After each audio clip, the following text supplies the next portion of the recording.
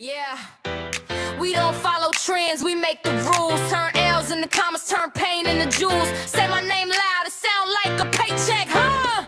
Boss up, yeah, yeah, boss up. Let's go, hey, boss up. Hey. Stretch up, black fit, ice on my neck, pressure walk like the rent due, talk like a lecture. I'm the storm in the calm, double feature. Whole room pause when the queen hit the meter. Bank talk fluent, I don't do chit chat.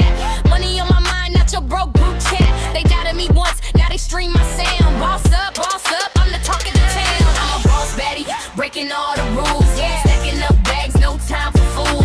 Stepping on necks in designer shoes. Feeling like a threat when I walk in the room. Boss up, we stack, we glow. Flip that script, make the bank overflow. Boss up, we run this show. We don't chase dreams, we own that dough. Boss up, boss up, boss up, boss up, boss up, boss up, boss up, boss up, boss up, boss up. Yeah, whole crew bad and my aura got teeth. Snatch every seat, they stand when we speak. Pretty with the plan, lethal with the look. Turning every dollar to a damn notebook. Cash so thick, it don't fold no more. Ass so fat, it clap like applause encore. They whisper, I laugh, keep talking please. Boss up, I get paid off these. Fear who, bitch, never that vibe. I'm the reason these lanes learn to drive. Manifest, multiply, pressure supreme. Every no I got, turn fuel for the dream. Beat rise, lights flash, Baddie's in formation. Every move I make, a new foundation. Pour another win for the hustle we trust. Boss up, and Baddies we trust. I'm a boss, Baddie, breaking all the rules. Stacking up bags, no time for fools. Stepping on necks in designer shoes. Feeling like a threat when I walk in the room. Boss up, we stack, we glow. Flip that script, make the bank overflow. Boss up, we run this show. We don't chase dreams, we own that dough. Boss up, boss up, boss up, boss up, boss up, boss up, boss up, boss up, boss up, boss up. Yeah, boss up, yeah. We don't do humble, we do hustle. Every scar, every stare, currency. Keep talking numbers, baby, the math. Boss up, yeah, boss up, yeah. Now run that beat back, yeah. Boss up, yeah. Now run that beat back.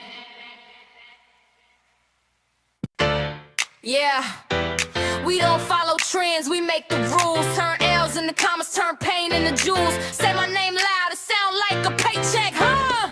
Boss up, yeah, yeah, boss up. Let's go, hey, boss up. Hey. Stretch up, black fit, ice on my neck, pressure walk like the rent due, talk like a lecture. I'm the storm in the calm, double feature. Whole room pause when the queen hit the meter.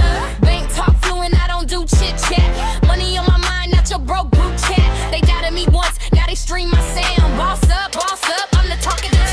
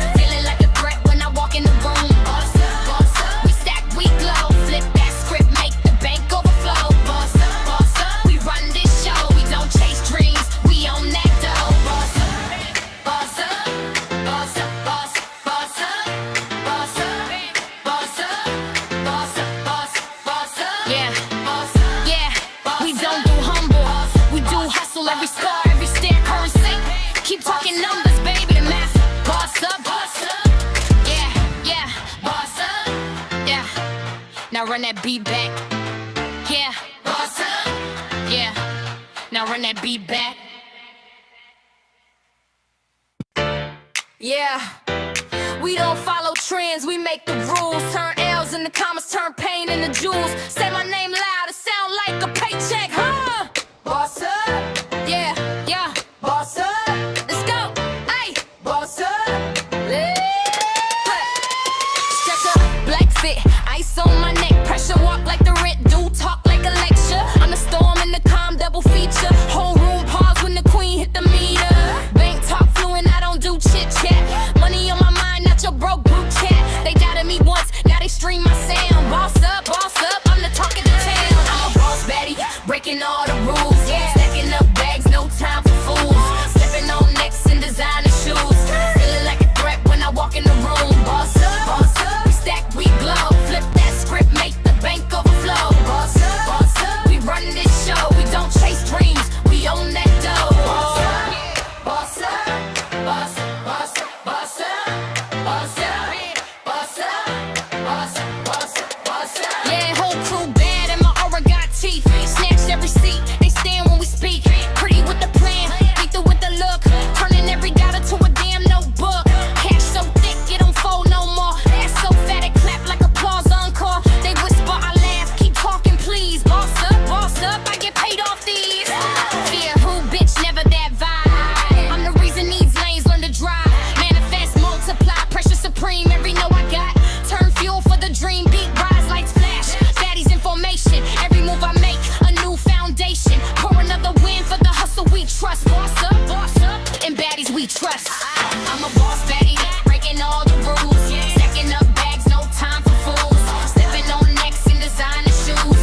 Feeling like a threat when I walk in the room. Boss up, we stack, we glow. Flip that script, make the bank overflow. Boss up, we run this show. We don't chase dreams, we own that dough. Boss up, boss up, boss up, boss up, boss up, boss up, boss up, boss up, boss up, yeah, boss up, yeah.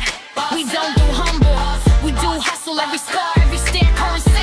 Keep talking numbers, baby, the math. Boss up, yeah, yeah, boss up, yeah. Now run that beat back, yeah, boss up, yeah. Now run that beat back,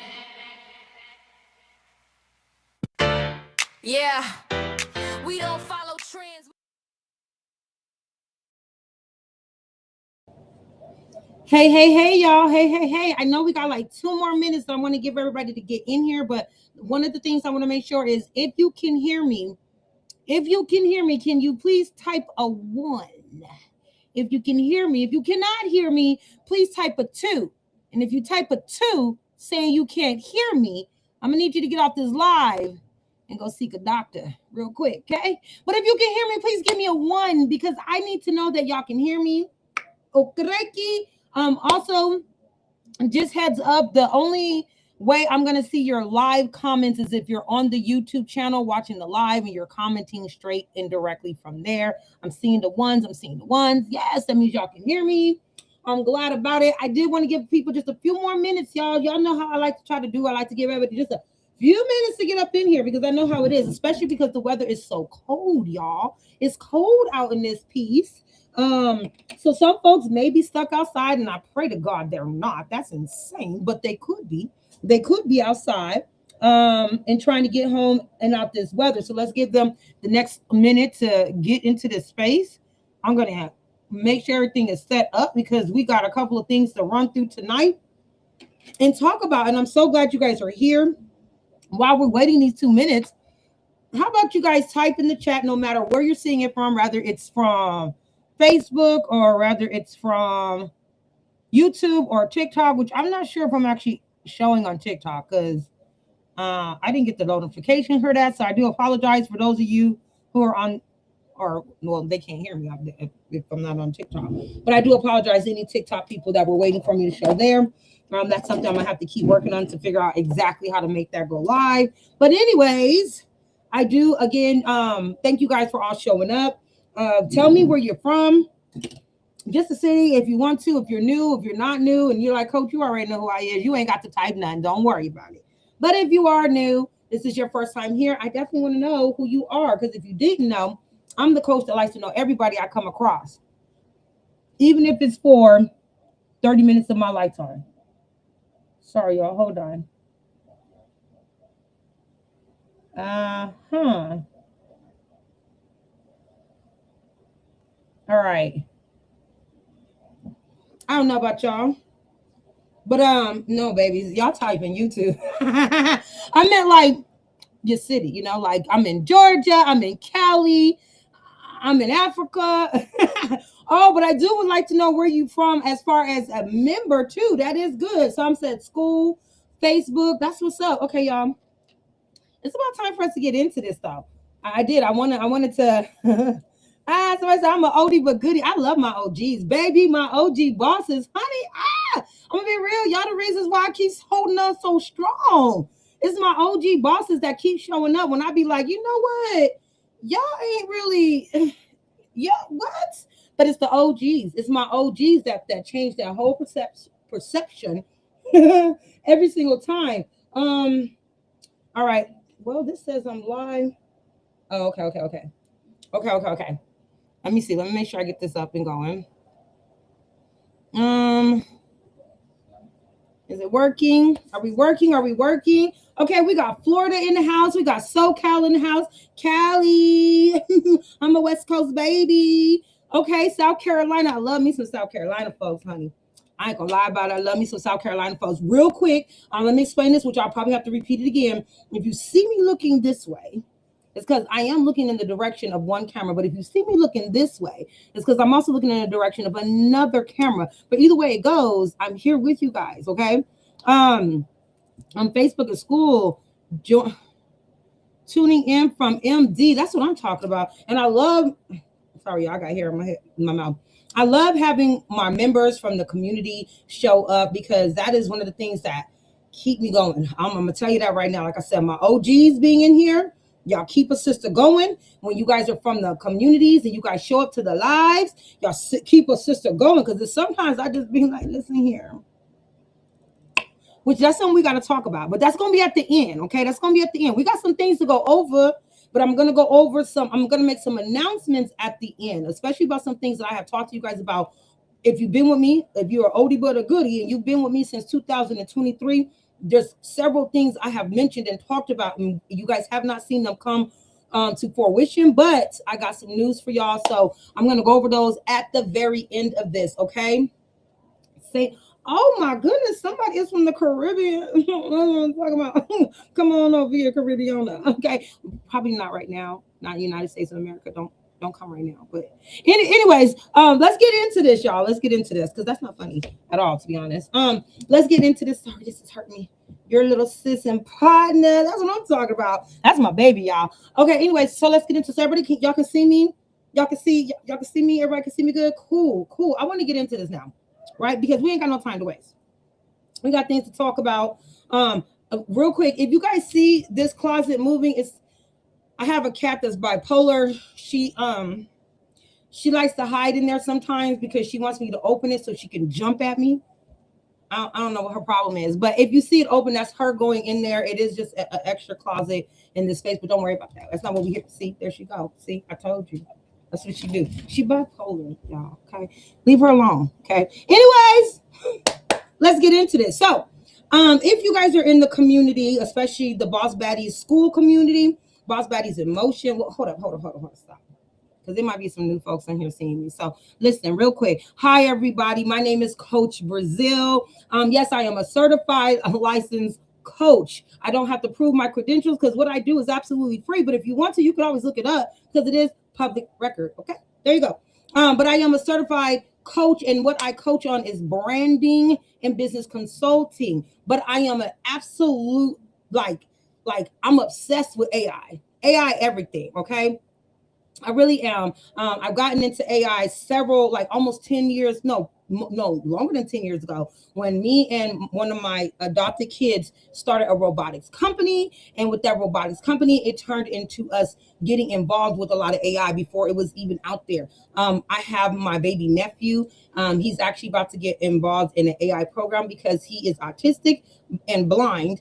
And they're working on this new tool for blind people, and he might be one of the first children to actually be able to utilize this tool. But that's another conversation for later. But the point is, I fell in love with AI years ago when it was like, I mean, I won't say basic, but it wasn't as advanced as it is now. Or if it was advanced, we didn't have options or access to it like we do now. So I've been playing in this world forever, and I am obsessed with the AI tools that are available for us now, especially as a branding and business consulting coach. I'm obsessed with it because there are so many tools out there that is available for us to use to help us with our brands, to help us with our business, that can really get us going, that can get us off the ground. And so what I like to do a lot of times is find those tools, play with those tools, create things for my own brand, my own business, and then share that information with you guys, show you guys how it's used on top of consolidating with you guys when you have questions about your brand or your business. Currently, we are working on 12 niche programs. Niches meaning different type of programs. Different types. Sorry, I should stop reading. Y'all can still comment. I got ADHD and then a whole lot of other things. So sometimes I'm like a squirrel. I see something shiny over there, and I might look over there for a second, but I'm gonna try not to interrupt myself. Okay. But I like getting this information and sharing it with you guys because, like I said, there's so many tools out there that benefit us, that help us as small businesses, mid-sized businesses, even large businesses. And the large businesses, of course, are looking for more automation in AI, which makes absolute sense. But they're also looking for creative things to utilize AI with, which also makes absolute sense.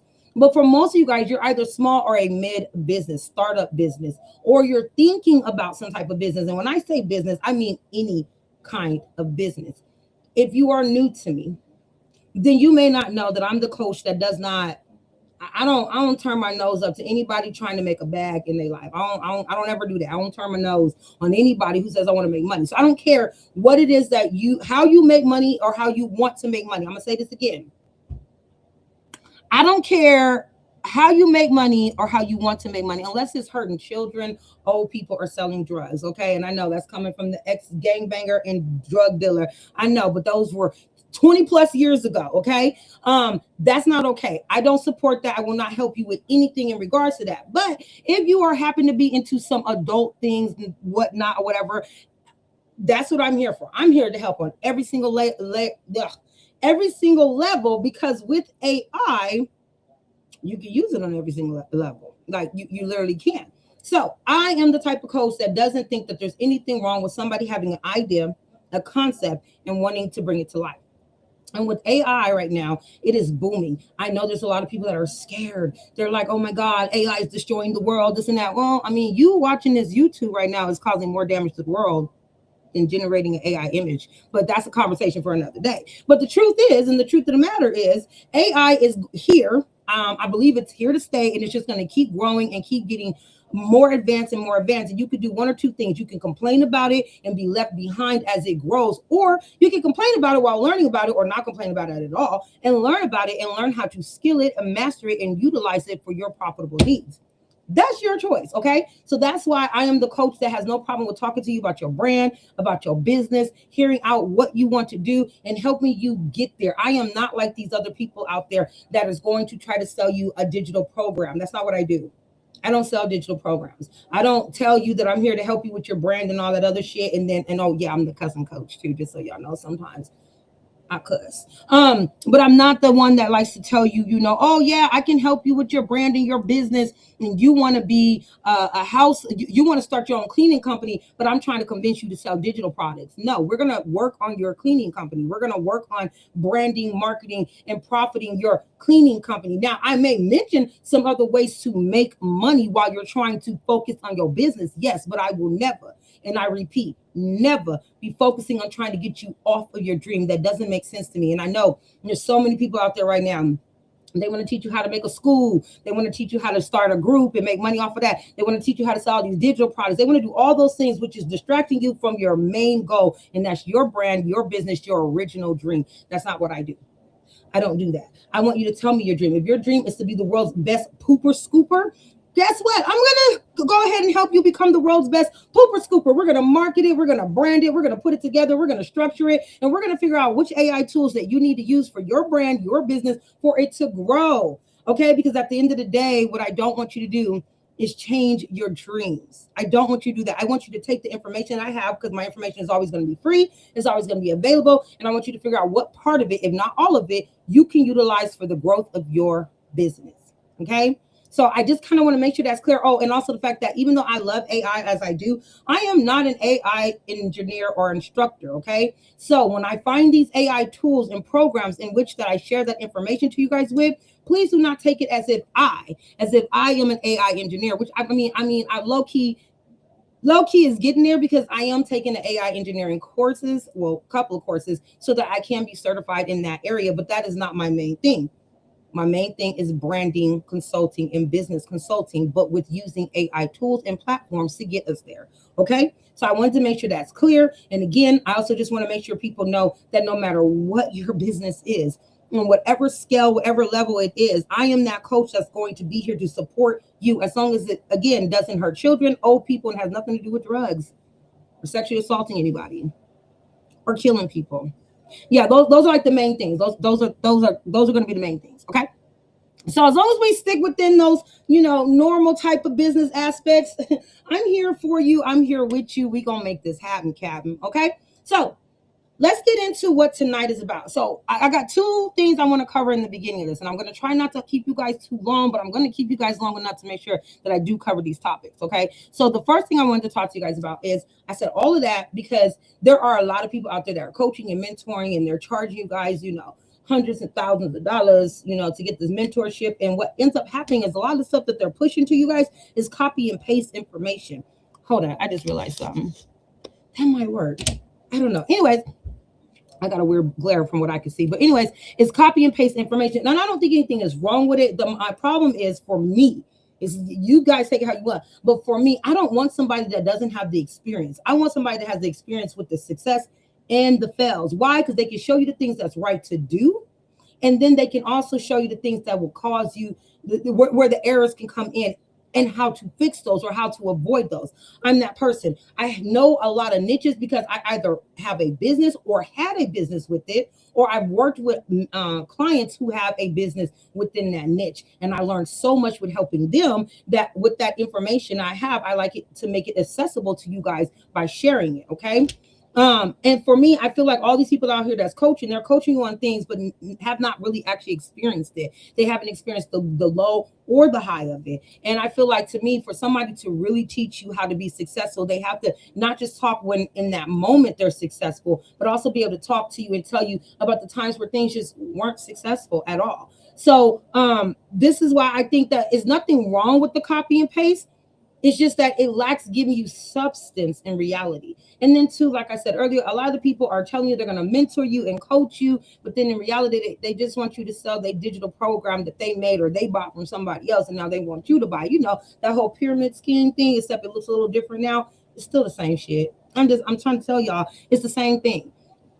I don't work on that level. Okay. I work on taking what you got going on and utilizing the information I know and I have. And if I don't know it, and if I don't have it, I'm going to get it. And I'm always telling you guys, those who have been with me for a while, I'm always telling you guys, don't fall for that short ass information stuff. Okay. Meaning like YouTube videos that give you these, let me get this ready. That gives you, and I did it to myself. Y'all. I play myself. The YouTube videos that give you like these really quick, short examples of how to do stuff, and this is the reason why I'm a hater on it. And you can call me what you want, but I'm a hater on it because most of the time the videos are showing you all the quick things that makes it look so good, like it's so easy to flow through, but it doesn't show you where there was a mistake, how they had to redo it over and over and over until they got it right.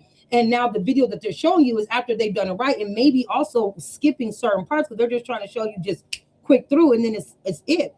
On my YouTube channel, well, on the communities, I say my only because right now my videos are up there, but there's going to be other videos up there from other members and other people part of the community very soon. But on our community channel that you guys are on right now on YouTube, the videos that I post are long form videos. Why? Because I like to give information. As you guys can see, obviously I like to talk. Okay. And I've said it before, whether I got my front tooth in or not, this heifer likes to talk. I like to give information. I'm a Virgo. Okay. I love to be an information hub. I love to have information and I love to give information. So with that said, again, yes, my YouTubes are like there, it's a lot of information. I don't like to show you guys something and just show you what is good in it or what worked out. I want to show you guys where something went wrong. I want to show you guys how I corrected it, et cetera, et cetera. And I like to give a lot of information because, again, as small and mid businesses or even startup businesses, you're working on a budget. And so to me, a person can tell you 1,000 things about an app or a platform or a service, but if they don't tell you like how it can really benefit you financially and how it can actually be a pro or a con for you financially or any of the inside things that you need to know, you're going to end up not having all the information that you deserve. So this is why a lot of my videos are long form. If you're not a long form type of person, if you don't like to actually get information, you just want something quick, I'm probably not the mentor or coach for you. This channel is probably not for you. You might want to find one of them short folks out there and get half-ass information and hope that you figure it out, because those people are most likely just posting and they keep it moving. Great thing with me is I post and you have access to me at all times. And I'm about to show you guys how you're going to have even more access to me at the end of all this. But my thing is, I am a hater on short form information because I know that it's always leaving something out. And y'all, I played myself and I made a post in our groups about how I found something I was so excited about because my silly self, I don't know if it was the weather to be coming or what it was, but my silly self knew I should not have just listened to this video and assumed it was right, but I did. I listened to this video and I assumed it was right, and I tried it and it was not what it was to seem. So let me go to it really quick while I'm talking so much, y'all. Let me show y'all what I'm talking about. Which one is it on? Oh. Y'all, forgive me if I'm not doing this right. And I don't think I am. Hold on. I'm trying to get to it, y'all. Where is it at? Where did you save the video, woman? Give me 2 seconds. That's all you keep doing.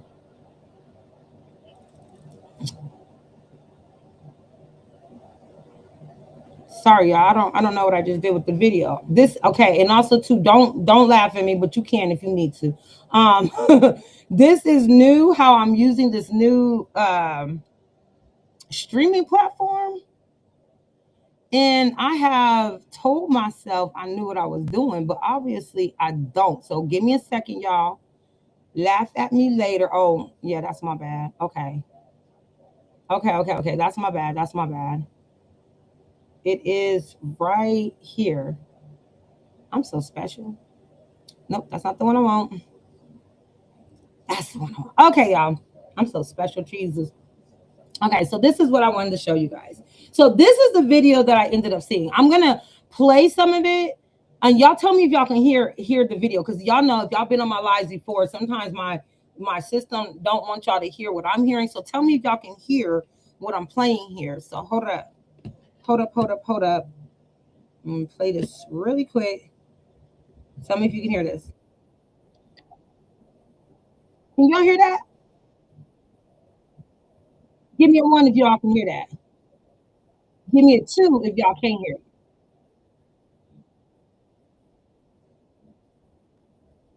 Y'all can't hear it. Can y'all hear me? Can I get a 1? Felicia, are you in here? Moderators, are y'all in here? Is anybody still alive in here?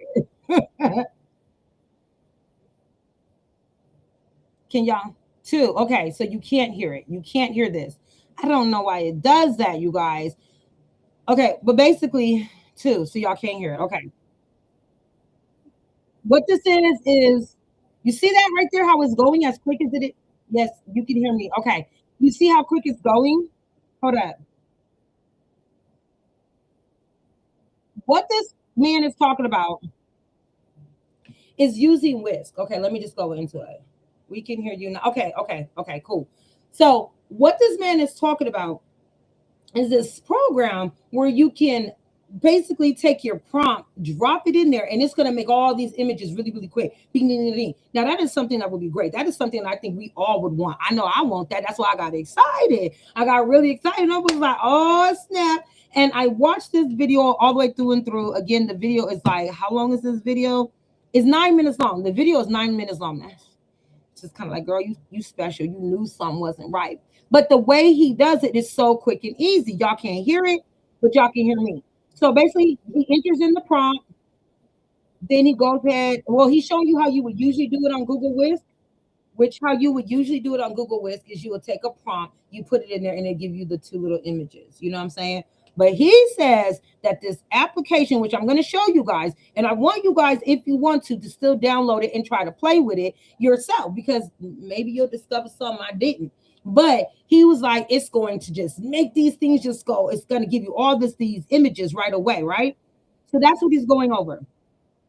Right. So he's talking about it generates the image, or you would have to do it manually for each and single one. And I know that is a little tiresome. Don't nobody want to do that, right? Now, this is where he goes into explaining to you what it is. It's a Chrome extension called Auto Whisk, okay? You would add it to your Chrome extension. That's what I did. You would change the language, and you're supposed to be able to upload several images in here. Hold on. So he takes and he puts this one. Hold on. He takes and he puts this one prompt right there in there. He put the one prompt in there. And I was like, oh, that's really cool, right? And so then as you see, he's showing it just generating image. Bam, bam, bam. And I was like, oh shit. You tell me I can go ahead and get my whole scene, my whole storyline together. My whole storyline together in a few minutes. I was absolutely thrilled by this con, okay? And I'm not gonna say it was a con per se, but I'm just gonna say it's a lack of actual information. And I only found this out after I decided to go in there and do all the steps that he said. And so what happened was, let me see here. Let me see what the happened was. What had happened was, which one is it? I don't want to do the wrong one. I want to show y'all the wrong one. There it is. What had happened was I ended up doing, oh, I was gonna say, what is you doing? I ended up doing the steps. I did the steps exactly as it is. I went and I put in the auto whisk right here. When you put it in, you'll go ahead and add it there. Right now it says remove from Chrome, but you would add it to your Chrome. Once you add it on there, it's gonna come up here to your extensions. I'm sorry. Where's my extensions? That's my extensions. Nope, that's my extensions. You will come here to your extensions. It would be on the side. You will click on it. It will open up. You're going to change the language on there, okay? I'm going to give you guys the video.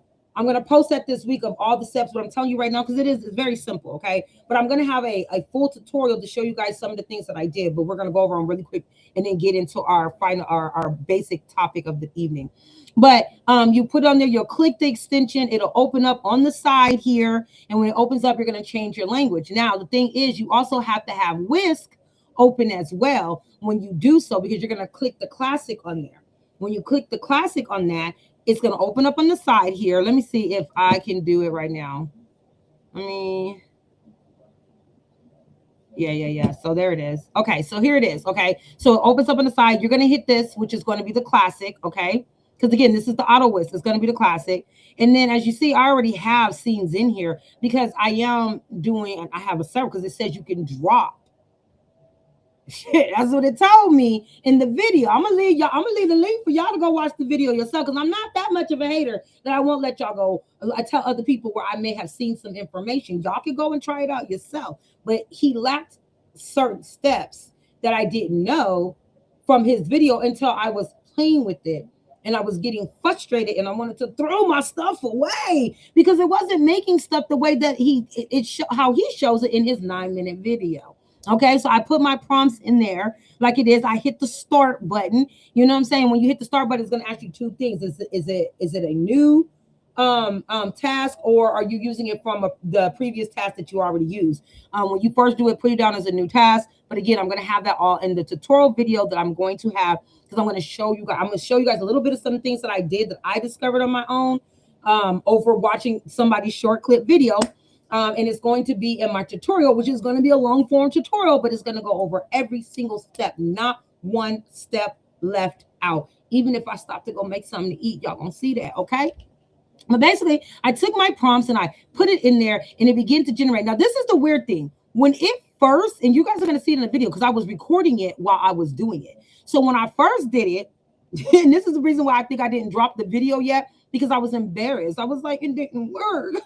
And I'm gonna look stupid putting this out there. But you, like I said, I like showing you guys where things go wrong and where things go right, and how to fix them when they're wrong, and how to use them when they're right. So, anyways, it was generating stuff, and this is the only problem I had with this baby.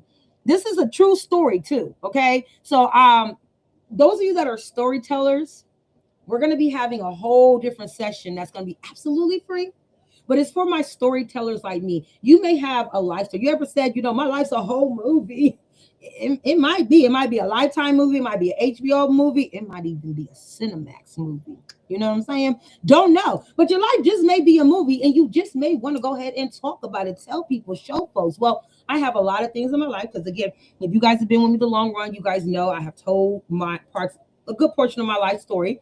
So you guys know that I have a past, a little sketchy, a little etchy. I used to do a little something, something. Okay.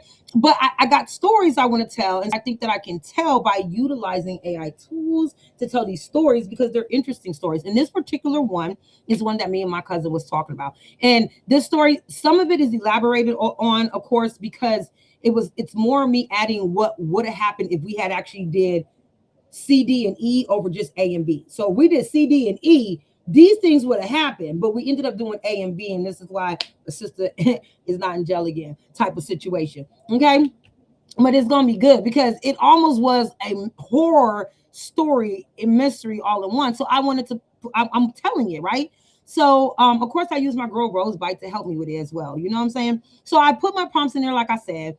It began to generate these images that at first I thought was cool, but then some of it went crazy. Can y'all see this? Some of it went a little crazy. I was like, why are they modeling? But what is this? This is not even a part of my scenes. I know the scenes that I had, but it was doing that, right?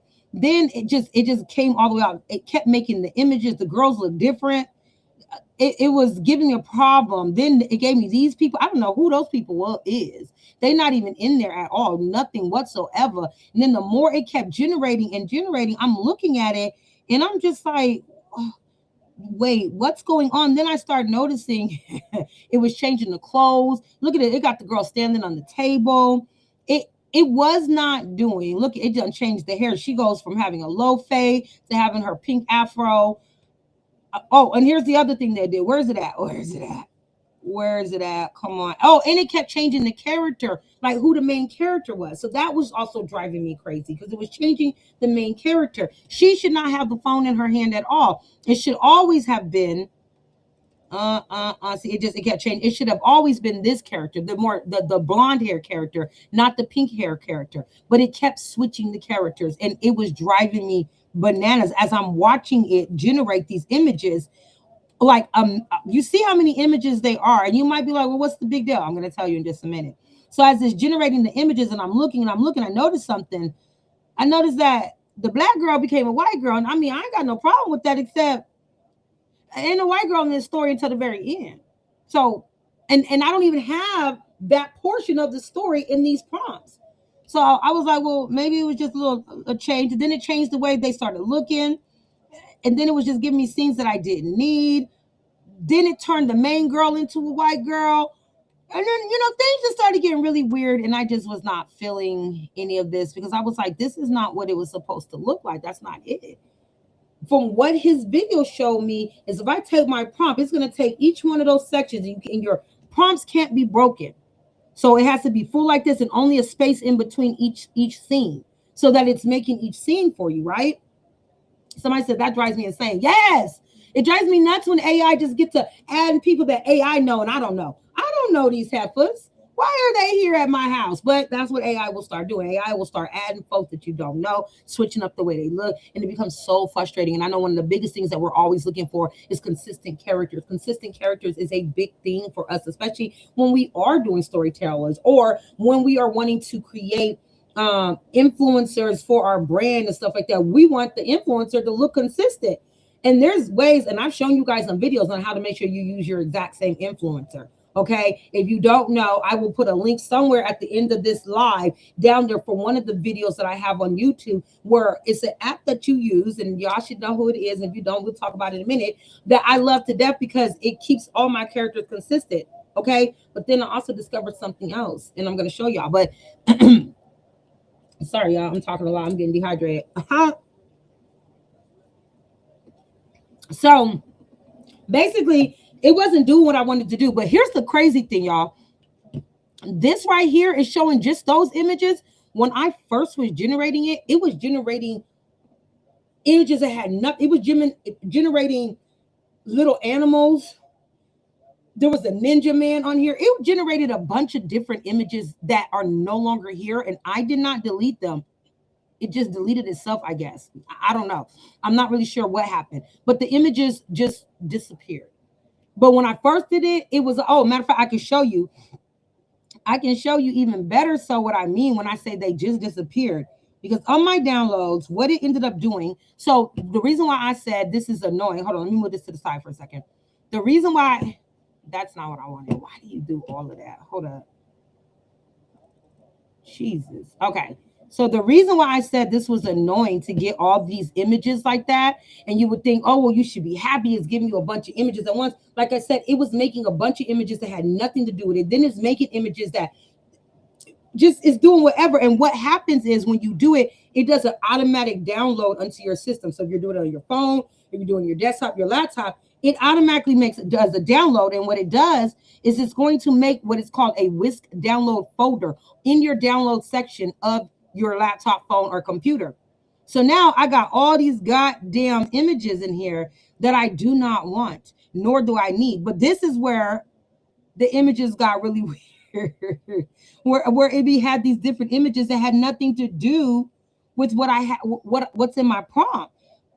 Where's it at? These things. I was like, what is this sky stuff? What is this, a superhero in somebody? You see here where it's just making these different images. If y'all can't see, let me open it some more. This had nothing to do with what I was creating at all. What my prompt said, none of that. But of course, it just started making whatever Nia and Jada. Those are the two names in the story, but their description is nothing of this. So it was just doing whatever it wanted to do. And so it just, okay, that's they different. There, you see, it just got real, and I don't know what any of this has to do. So the reason why it drove me crazy is because I knew that it's now automatically just downloading all this extra imaging that I do not need. And now I'm going to have to take the time to go through my folders to delete images that I don't need, if not the whole entire damn folder. So that's why it irritated me, because I was like, that's not what I want you to do. That's not, who paid you to do that? I don't like that. So I sat here for a minute and I contemplated this, and I was like, okay, you know what? I'm not going to get angry. I'm just going to figure out how to fix this problem. But before I did, I needed to know what happened. Why does this man's quick 9-minute video show this easy? Type the prompt in, hit start, and it's just going to generate all these images, and it's going to generate them consistently.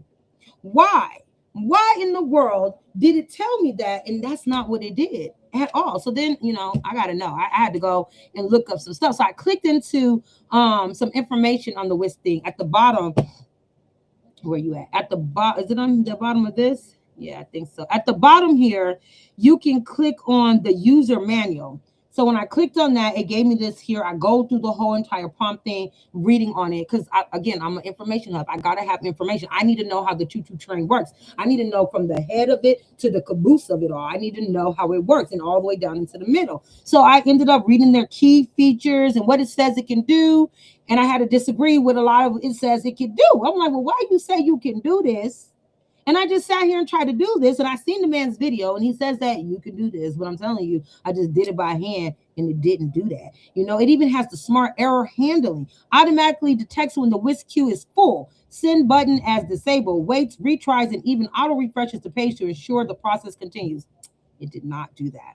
It did not at all. So I had to actually re-put the prompts back in there for it to do it. And that's why some of the image, I got some of the same sort of kind of images over and over and over. And it wasn't living to this. And I was like, what am I missing? So of course I go because I want to oh, that's their quick start. I want to see what people's review was on this, because that's also a very important thing when we're playing with these tools. Like I tell you guys all the time, I don't care what I am showing you, still show yourself approval. Go and look. This is why I tell y'all where to go. Go and look. Go look up those reviews. See what other people are saying. Now, of course, when I'm going to show you, I'm going to show you the ways to use it to where you may not. You'd be like, no, coach, you just showed me I'm good. And you is good, but I still want you to have the information that you need. I want you to make a conscious decision when you're investing your business budget into anything that I may be telling you about. And even if I say it's free, it's still you investing your time, right? So I want to make sure that you're investing the proper time into things by you checking on it as well. You can take my word, which I appreciate and I love it, because y'all should know I'm never going to steer you wrong. I mean, for what? You're not paying me. So anything I'm telling you guys is because it's just actual facts. Okay. So, but I had to go and look at the reviews. Okay. And I see here, this is funny. This is new because I don't think that was there just a couple of days ago when I did it. No, it wasn't. Not that I remember, unless this is a couple of pages over. But somebody says, love it performance. In Windows, but yeah, because this has to be new. This was new, honey, because this was some days ago when I did this. But anyways, somebody here says in Windows 7, working not working. Then you get a good work. Then you get dog and man. Dog and man usually, when I know people say that, they're trying to say like it ain't really worth shit. It ain't working, is what they're saying. Okay. Then someone here says, please give that reference version back. So that made me think, well, what do you mean the version back? They wanted something back. This is what happens with these god dang on creators and these applications that they make. People will make an application and it'll be really, really good, right? They put it out there to the world and we fall in love with it and we love it so much. And they're like, oh my God, you love it? You like it? Okay, well then y'all really gonna love it when I add this and I take away this and I put this there and then I do this and that. Now they done twisted and turned all kind of shit. And now when you go to use it, it's not doing the same thing it did last month, 2 months ago, hell, even 2 days ago. It becomes frustrating to you because what made you fall in love with it, for some reason, these creators of these applications, they always go and start messing with something that wasn't broken. So I get to reading some more. Somebody here said, excellent tool. What is the maximum number of images it can generate? Which I think that's weird. That made me think that you may not have used it. Because literally when you use it, it tells, like, even when you watch the video, it says it's just ongoing. It does hundreds of images, and I believe it will. I believe it will keep just doing hundreds of images until you want it to not do that. Then it says, hi, bro, does Wiz have an API exposed? I have been trying to build a similar one. Can you? Oh, no, that's somebody trying to copycat their stuff. That's crazy. Why you want to steal my stuff? I use this tool. It's very good, but for some days it's not working. So please, brother, check this and solve this issue, right? So that I can use it. Latest version not working. I started noticing that the comments started going down in about December. So to me, that what that told me is the creator of this somehow in December started making changes to this WISC program, because the comments back in November, October, people were loving it. People were absolutely, I mean, the creator was even responding because people was like, oh my God, this is so helpful. I love this. Oh my God, this is a great extension. And it probably was a great extension when he first dropped it. But because people started liking it, he got to messing with it instead of just leaving it as it was. And now it's not doing what it originally was doing. And that sucks. That really sucks, because I wanted to play with it the same way that video showed us that it's worthy to play with. The same way this man shows in his video that you can, I'm gonna mute you because they can't hear you. The same way this man is showing you, you put this prompt in, it's gonna go ahead and generate all these images, no problem, scenes, all that stuff. I wanted to do that exact same thing, but unfortunately, I wasn't able to do that. It did not give me that type of love. So, like I said, I sat here and I was agitated, like super agitated, because I wasted a lot of time, because even though y'all just see those images, I kept playing with it quite a bit for a couple of days, and that wasted time, and nothing ended up working how it did. But I mean, me being me, I said, we're gonna figure this out. I'm gonna just go to Rosebite, Chat GPT, but my girl's name is Rosebite. Y'all know I don't like calling her Chat GPT. And I was like, I'm just gonna ask my good sis to go ahead and we're gonna fix this, right? So this is what happened, because I'm using Rosebite. Okay, so as you guys see now, I'm on my Chat GPT. Because I am using Rosebite directly, I use Rosebite to write my whole entire situation up. These are my scenes. Let's go all the way up to the top really quick. What scene am I on? Scene 7. I don't want to forget that. I feel like I'm going to forget that. And of course, I don't have a pencil nowhere around. I'll remember that. I actually know I'll remember that. But anyway, that's where I'm on last. Okay, so go all the way to the top. I use Rose Bites to give me my script, my full script, everything that's going to be said in the story. All that I explained to her what the story was about, what the situation was. She gave me my script. Anything I feel like I need to change up what they're saying based on the fact that it's part of a true story, I'll do that when I get to that part. But it gave me everything I wanted. I love using my Rose Bite because she's everything to me. I can't nobody talk me out of not using Chat GPT. You just cannot. You do have to understand though that if you don't talk to Chat GPT the way you need to, it can give you information that's not 100% accurate, but that's also on you. You have to make sure you tell it to give you accurate information and not just a pleasing answer. Okay, and if you don't know exactly how to do that, or even how to set your Chat GPT up so that it can respond to you the proper and accurate way, don't worry, I got a tutorial video that will be dropping, and I think I said this for a while, but it's actually done now, and I'm going to post it so you guys can see. But basically, this is my whole everything, including scenes, the scenes to the exact line that's being said, to the image prompt, everything is on there, right? Then down here, where's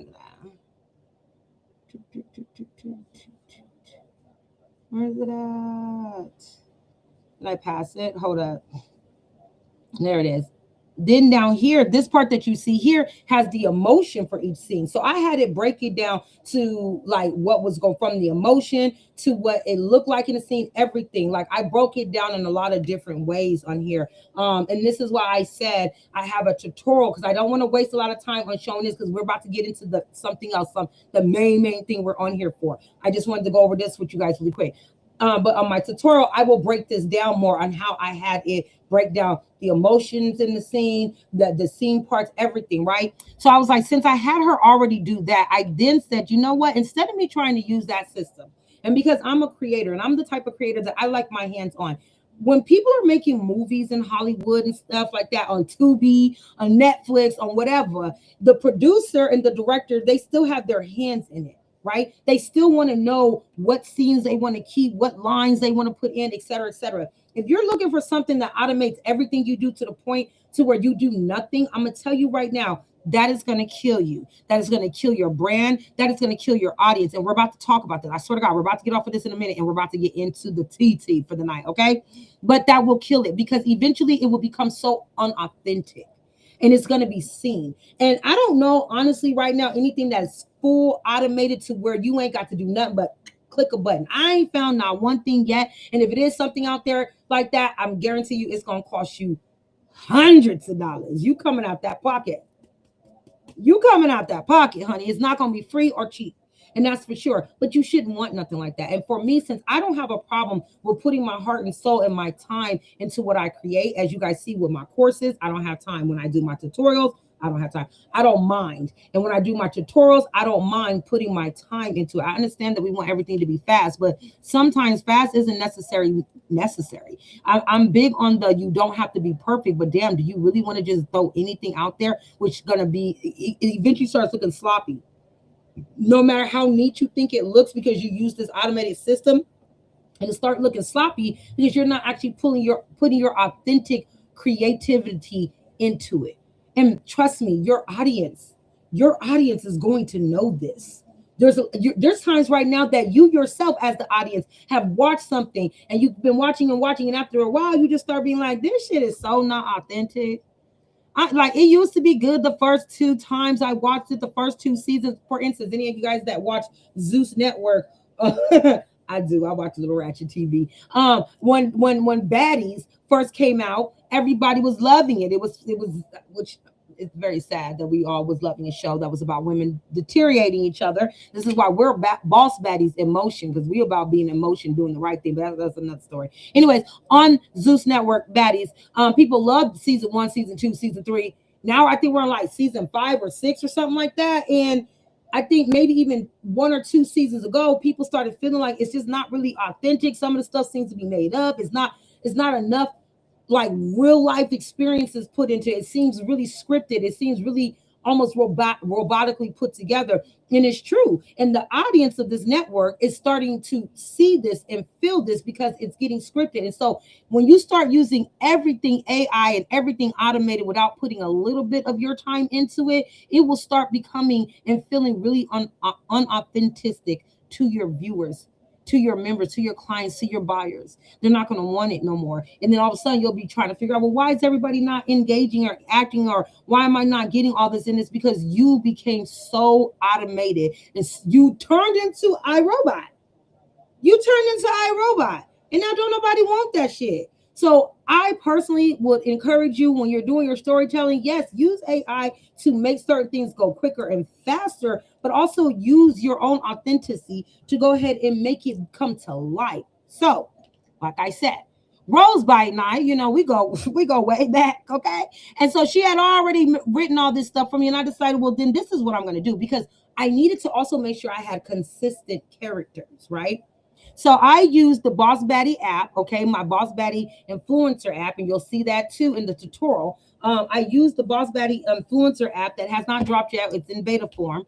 And I came straight to Rosebite, and at the very top, I took my two characters that are in the story, and I told them what I needed them to do. I needed her to use the two reference images, and then I gave the first scene prompt and put it in there, and then she began to make my scenes. I did it again with the second one. This one is all the way at the bottom, though. I can tell you, it started generating there, and then I did something, and so she ended up moving them all the way down here to this cozy scene that you see right here. Okay, but the point is, Rosebite began to do every one of my scenes. Oops, come here, dang it. She began to do each one of my scenes, and this is what I want to show y'all. She kept my characters consistent. From it being Jada that keeps the phone in her hand the whole time, and Nia being the friend that's sitting there with her, their face, their clothing, their hair, that it stayed the same. That it gave the expression within the image that I needed. It just stayed consistent. Everything stayed consistent. This is each scene from what we wrote up there on here. Okay, it's every single one of the scenes from episode 1. Oops, sorry. That I had put in here, and she made each scene, and each character and the characters look the same. It didn't switch the phones. I think this is the only one time it switched how they're sitting on the couch, which that's an easy fix. I will go to one of my things and just tell them to switch the girls. I could probably even do it on here, but basically every scene is with the same consistent. You see that? Those are consistent characters. I didn't have to change anything. And on my thing, I say the same thing all the time, using the same two reference images. And then I drop the prompt in there. And so therefore I keep getting the same girls. Nothing. This is the scene that I want to have. It's a B-roll scene. Okay. I even got my B-roll scene in there. And I want it because it's important for the different moments inside the story that I'm going to have, because I want it to connect to people who may have experienced this particular situation. Because like I said, this story I'm doing is a true story. I'm just adding some things in there because, like I said, if we didn't do A and B, what would have happened if we did C, D, and E? And that's what I'm putting in this story, just elaborating a little bit more. But the point is, the basics of the story, I know there's women I can relate to. I know there's young women, older women that's going to be able to relate to this situation, right? Because it's happened to a lot of people. Trust me, it has. When you guys see the story, if you guys watch it, you'll see. I'm sorry. Sorry, when you talk a lot and I talk a lot, you get like dehydrated. So it did that. And as you guys see, my girls stayed the same.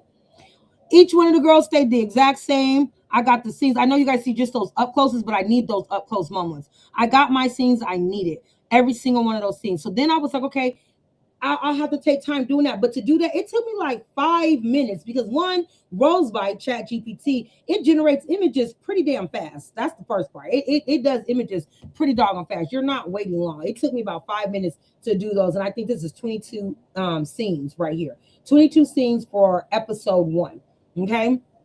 I did that. Then once I was done with that, I don't want mine to just be images, right? I don't want it to just be images. And even in this man's video, He talks about how you can give it animation, you can give it motion to walk. Where is it at? Where is it at? Here it is. Here's part of it. Hold on, so y'all can see it. So he's still talking about generating it and getting all these scenes, because on his thing, what he said, hold on. Let me go back. Because on his thing, on this video, you guys will see when you go to it, he says how you'll take and you will have Whisk create, you could drop a prompt for Whisk to create the characters. And you know, on Whisk, you put them on the side, the actual characters you want to use. Then you could put a scene in there, you click those, and it'll go ahead and generate those over and over and over. I did do that as well when I was playing with Whisk, because I was like, okay, maybe that's why when it was generating all of those images. Hold on, what I just do with it? I was like, maybe when it was, now I don't even remember what I did with it, child. Hold on. I don't know. Did I get rid of it? Sometimes I'll be deleting stuff, y'all. I don't know. I wouldn't have gotten rid of it. It should have been right here. Well, I don't know what I did with it, y'all, but who's my Whisk on, though? Oh, I'm sorry. It's right here. Jesus, I forgot I changed it. Where'd it go? Right here. So what I did is, you see on the side here, I did actually add the girls on here. This is why their clothes are in that file that I showed you. Some of the girls didn't have the same, clothes on. It kept changing their clothes and what they look like. So this is why I did what he did in the video, and I uploaded them on there. I even put the scene in there, and then I dropped the prompt so that it can generate it again, and hopefully it would work. But it still gave me a whole bunch of nonsense and changed the characters, and it even changed the clothes at times. This is a brown color, this is a beige color. It changed the hair, it changed the way they look.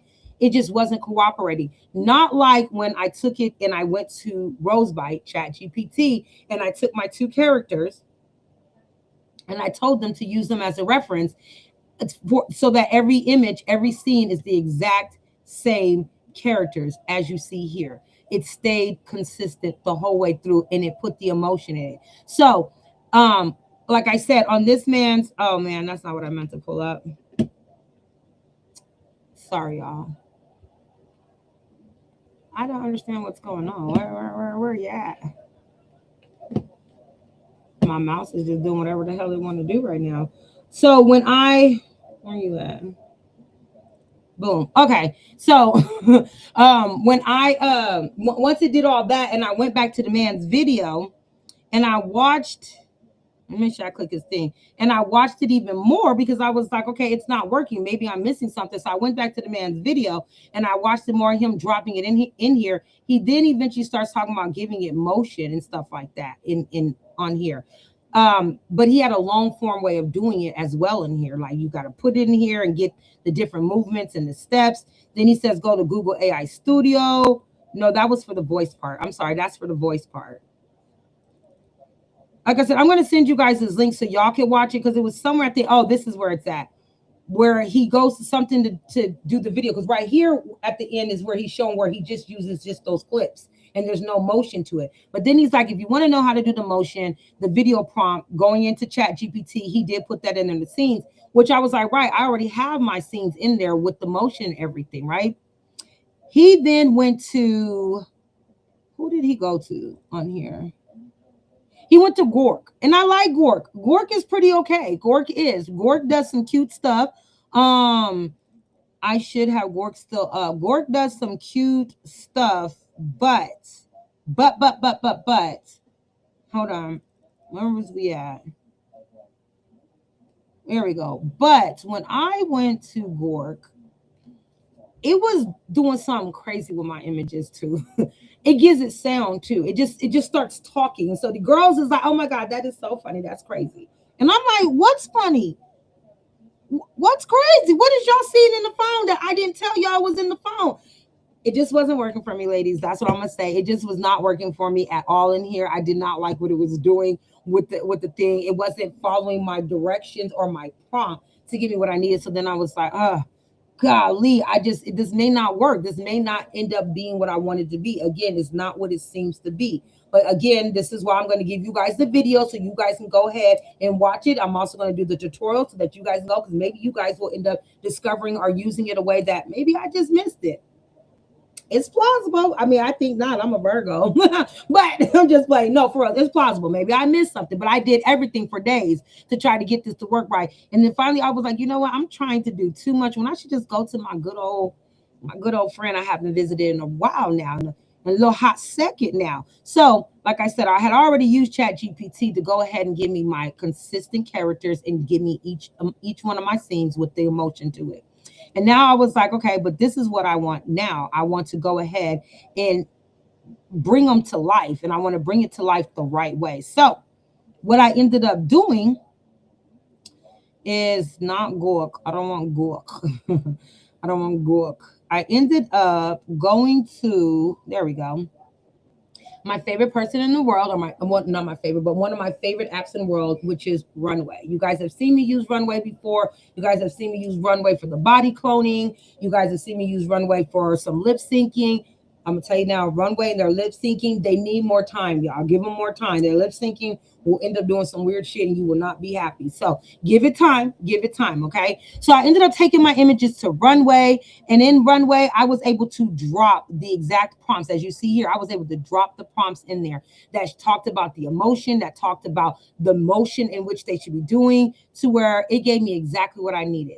So each one of my scenes now have the movement, has the action, it has the emotion in it, it has exactly what I need in it, okay? Now, this too, I've only done so many on this particular scene part here, but just doing these 5 that I have on here, it only took me like maybe, I'm gonna say like 10 minutes, because I kept walking away to do something else and then coming back and it was already done. But the bottom line is it doesn't take much. And yes, this Runway does cost you a little bit of coins, but Runway is one of those apps that I think is worth the investment as well. Okay. And if you are a creator and you want to be a storyteller and you don't mind being authentic and really being creative with your stuff and knowing each one of your scenes, putting together your scenes, you want to have this as well. You can put anywhere from $10 to $50 on here. $10 to $50 on here. $10, get you 1,000. Yeah, $10 on here doing the motion scenes, because each scene that you generate cost you 96 tokens. You'll be able to do at least 10 scenes. If you put more than $10 on it, you'll be able to do more.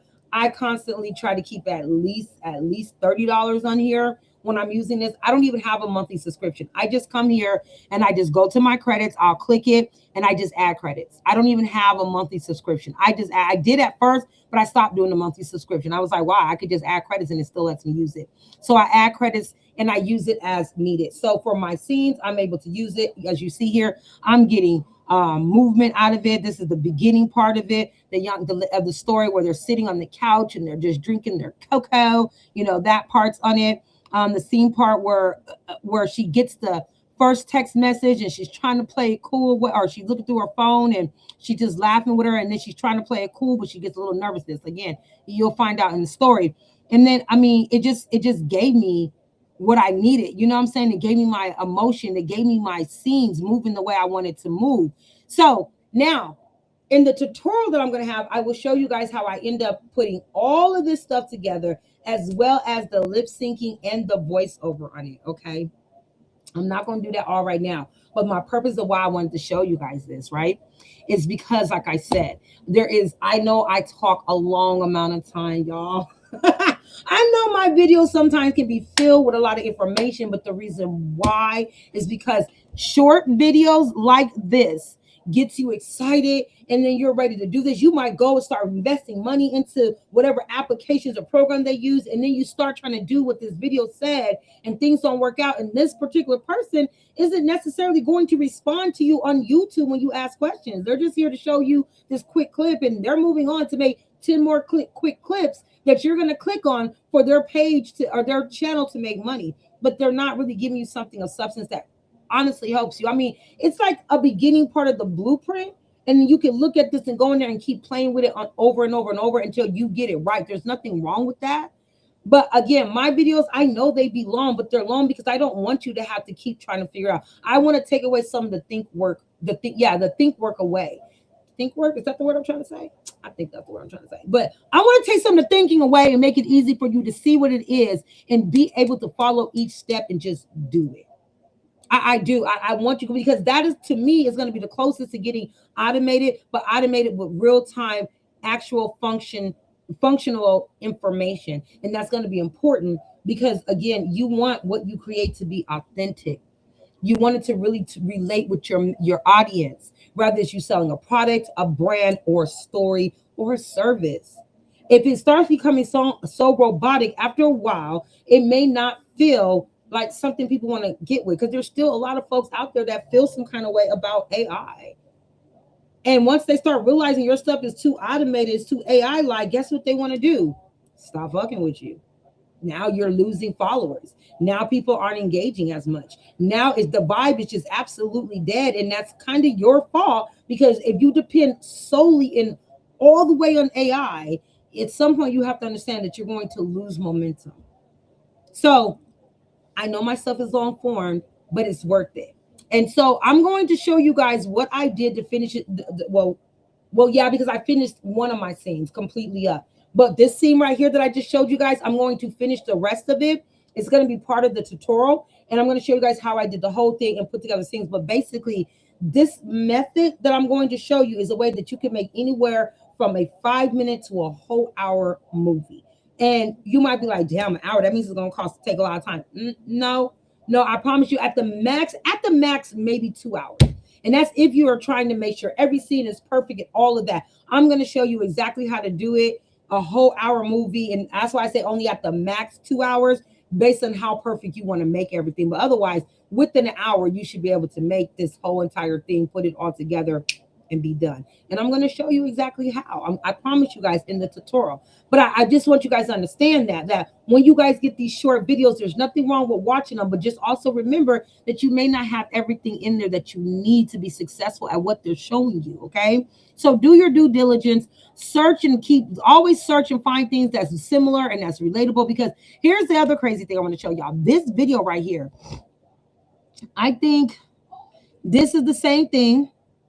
This is the exact same video. Well, not the same video, but another person that talks about the same thing here. When you go to them, though, oh, and here's the other one too.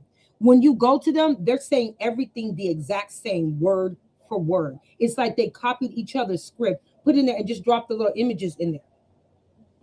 That too is something that's annoying, because a lot of people are doing that on YouTube. They're doing this clip thing where you can take a YouTube video channel and then you can get the information and then you can create the same thing, the exact same thing. It's just a duplicate of a duplicate of a duplicate. And YouTube is trying to crack down on it, but they're not cracking down enough. And most of the people with big subscribers, they're not giving them as much hassle as the little subscribers. But we will be talking about YouTube channels at a later date, so I can show you guys how not only have I gotten this channel to start growing, but how I've gotten another one of my channels to start growing on things that I've started learning to do and not to do with YouTube.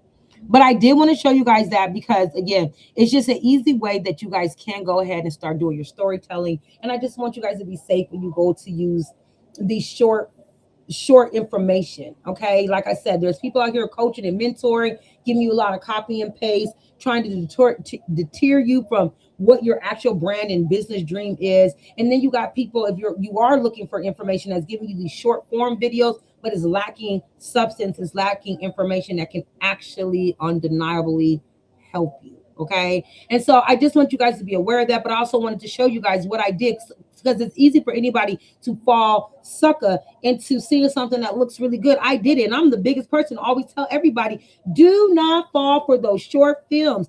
Do not fall for the pay me this much money to get this information. Listen, if somebody has created something or is making money in what they're trying to sell you that to do, then why are they charging you? And I know I get people saying all the time, well, I'm charging because of the fact that I'm giving information and I don't got to share it and I'm taking my time. You're right. You're absolutely right. But it makes me think, if you're already busy making money doing something that you're trying to convince me to buy from you, then then why do you really need this extra money? I mean, and where are you finding this time to go ahead and mentor me on something that you claim that you made 6 and 7 figures on, but you're no longer doing that because you're helping me to make those 6, 7 figures, which is kind of crazy because, again, I don't know anybody that can show you to make 6, 7 figures in 90, 60 days. But go off, sis and bros, do what you need to do. I just always find it very suspicious. And then when I dig into people more and more, I start discovering things and realizing you're not really living this millionaire life that you claim that you're living. And maybe you will live it after you screw everybody out their $7 or their $100 on you selling them copy paste information. Maybe you will, but I just know right now you're not. And I found out about a lot of people, especially from November. Me and Felicia were watching several different people who claim to be coaches and mentors, and they got all these ways to teach you all this automation. And we got to digging into them. And I know I dug deep into a couple of people because I was just curious, only to find out they weren't living nowhere close to any of this 6-figure, 7-figure, millionaire, women millionaire networking bullshit they were talking about. I mean, they might be close to it now because there's a lot of people that's been silly enough to give them money, but they weren't really living that way. Me, I'm not a millionaire. I'm just very smart at what I do. I do make passive income. I make good money. My brands that I have out there are great. My black label company, oh yeah, I'm going to teach you guys about black label. I know you're probably like, wait, you mean white label? I mean black label. But I'm going to show you how to turn white label into black label that you get to have and you make big profit off of, okay? I make money on a lot of different things. I really do. And this is why I don't mind sharing this information. But one of the things that I've been wanting to make big money off of, or at least good money off of, is my social media. And I know that is the main reason why we're here. So we already did that 1 hour of us going over that one part here. So now I want to finalize and end this out with the actual topic of tonight. Okay. I know y'all probably like, that wasn't the topic. Damn. If you need a break, let me know. We can take a small little break. We can go into an intermission. All y'all got to do is say the word. And coach will stop. Oh, thank you. But yeah, we can okay. We can stop if need be, take a little small break. Let me know in the comments. I don't want to overwhelm y'all because now we're about to get into our main topic, because this is about us monetizing our social media accounts. And I've been talking about it for some months now. If you're in the school community, I'm sorry, y'all, I'm thirsty again. If you're in the school community, you've heard me talk about intermission. I got you, Coco. We about to do an intermission bit because I do need to go get me some cranberry juice, y'all. I need to go get me something else to kind of quench it, because this next course that we're gonna go over. Let me get to it. That was horrible. I am not meant to be a singer, child. Where's it at? No, that's just my face. That's weird. I wonder why it's not doing like how I set it up. So that's kind of making me a little salty feeling. We're gonna get into an intermission. Okay, let me just say this really quick. So I do need some cranberry juice really quick. I want you guys to be able to step away, go potty, go get some more juice, go get some more tea, go get some more wine, go get some more whatever you need. Okay, go get some more of that really quick. But we're gonna talk about now the main topic of this, the last hour and a half topic that we need to get into. Yes, I said hour and a half. I'm giving y'all a heads up. So go ahead and do what y'all need to do. But it is about monetizing our social medias. But there's something that came across my mind, and I realized as I was telling you guys about going ahead, start making your content, start posting, set up your accounts, get them all cleaned up, I left out something I think is actually the biggest key part of monetizing your social media, and it's knowing how to actually post on your social media. So we're going to go over that really quick, because this information is important, because I think we're kind of like chaotically all over the place. So now it's time to condense this content creation for monetization so that it makes sense and everybody wins the right way. Okay, so let's go ahead and let's say we take a 10-minute intermission. Look, I need to go ahead and fix my lip gloss and stuff, child. Let's go ahead and take a quick 10-minute intermission so that we can take a break and I'm working off of four screens. Like I got one, two, three, four. I'm working off of four screens here. So y'all gotta excuse me trying to get my mouse to act right and be where I need it to be. Mm-hmm.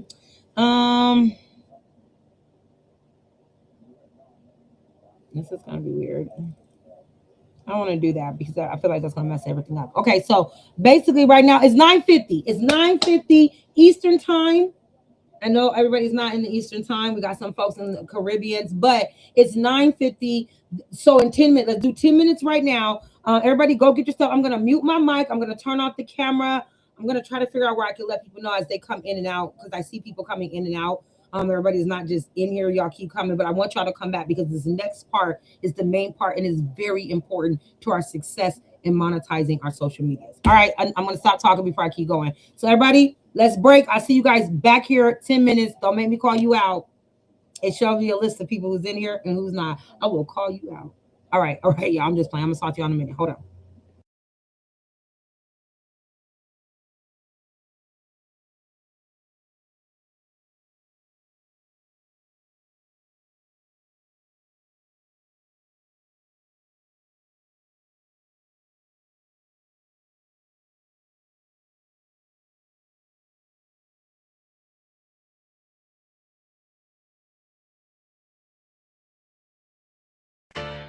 Yeah, we don't follow trends, we make the rules. Turn L's into commas, turn pain into jewels. Say my name loud, it sound like a paycheck, huh? Boss up, yeah, yeah, boss up.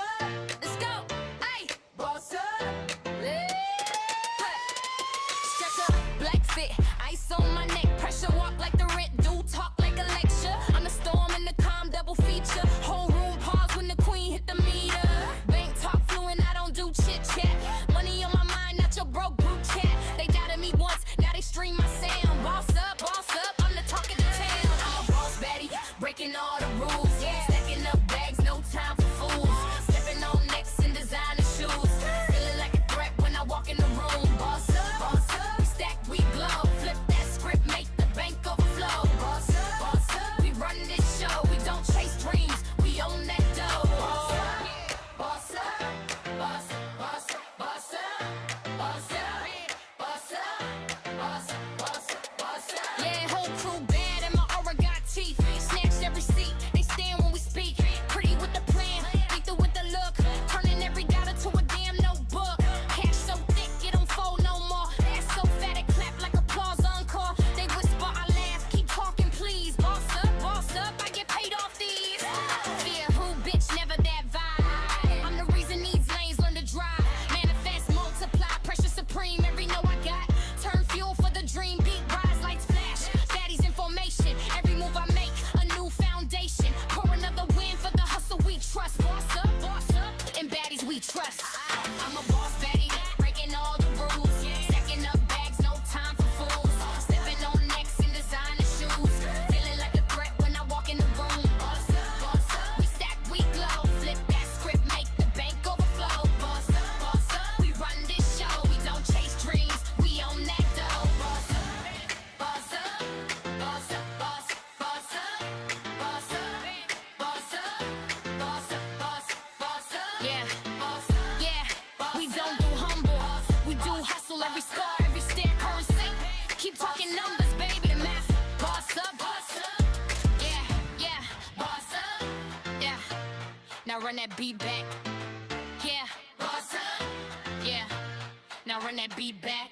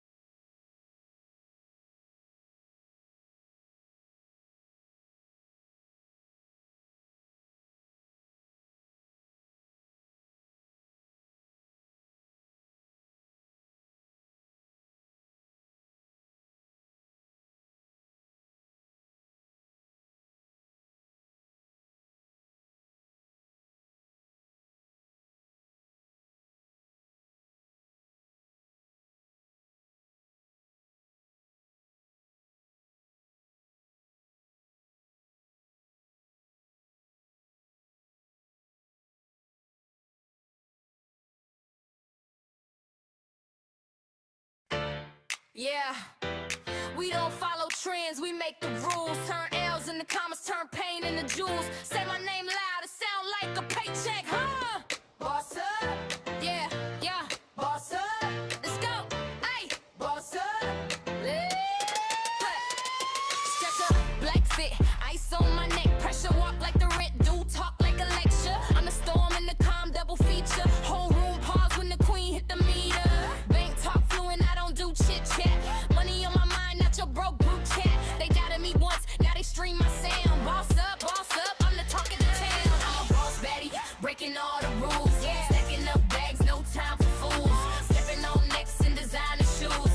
Feeling like a threat when I walk in the room. Boss up, we stack, we glow. Flip that script, make the bank overflow. Boss up, we run this show. We don't chase dreams, we own that dough. Boss up, boss up, boss, boss, boss up, boss up, boss up, boss, boss, boss up. Yeah, whole crew bad and my aura got teeth. Snatched every seat, they stand when we speak. Pretty with the plan, lethal with the look. Turning every dollar to a damn notebook. Cash so thick, it don't fold. All right, y'all. We're about to go ahead and get this started. Back up. Keep talking, please. Let me see here. A 10-minute intermission. We're gonna go ahead and give.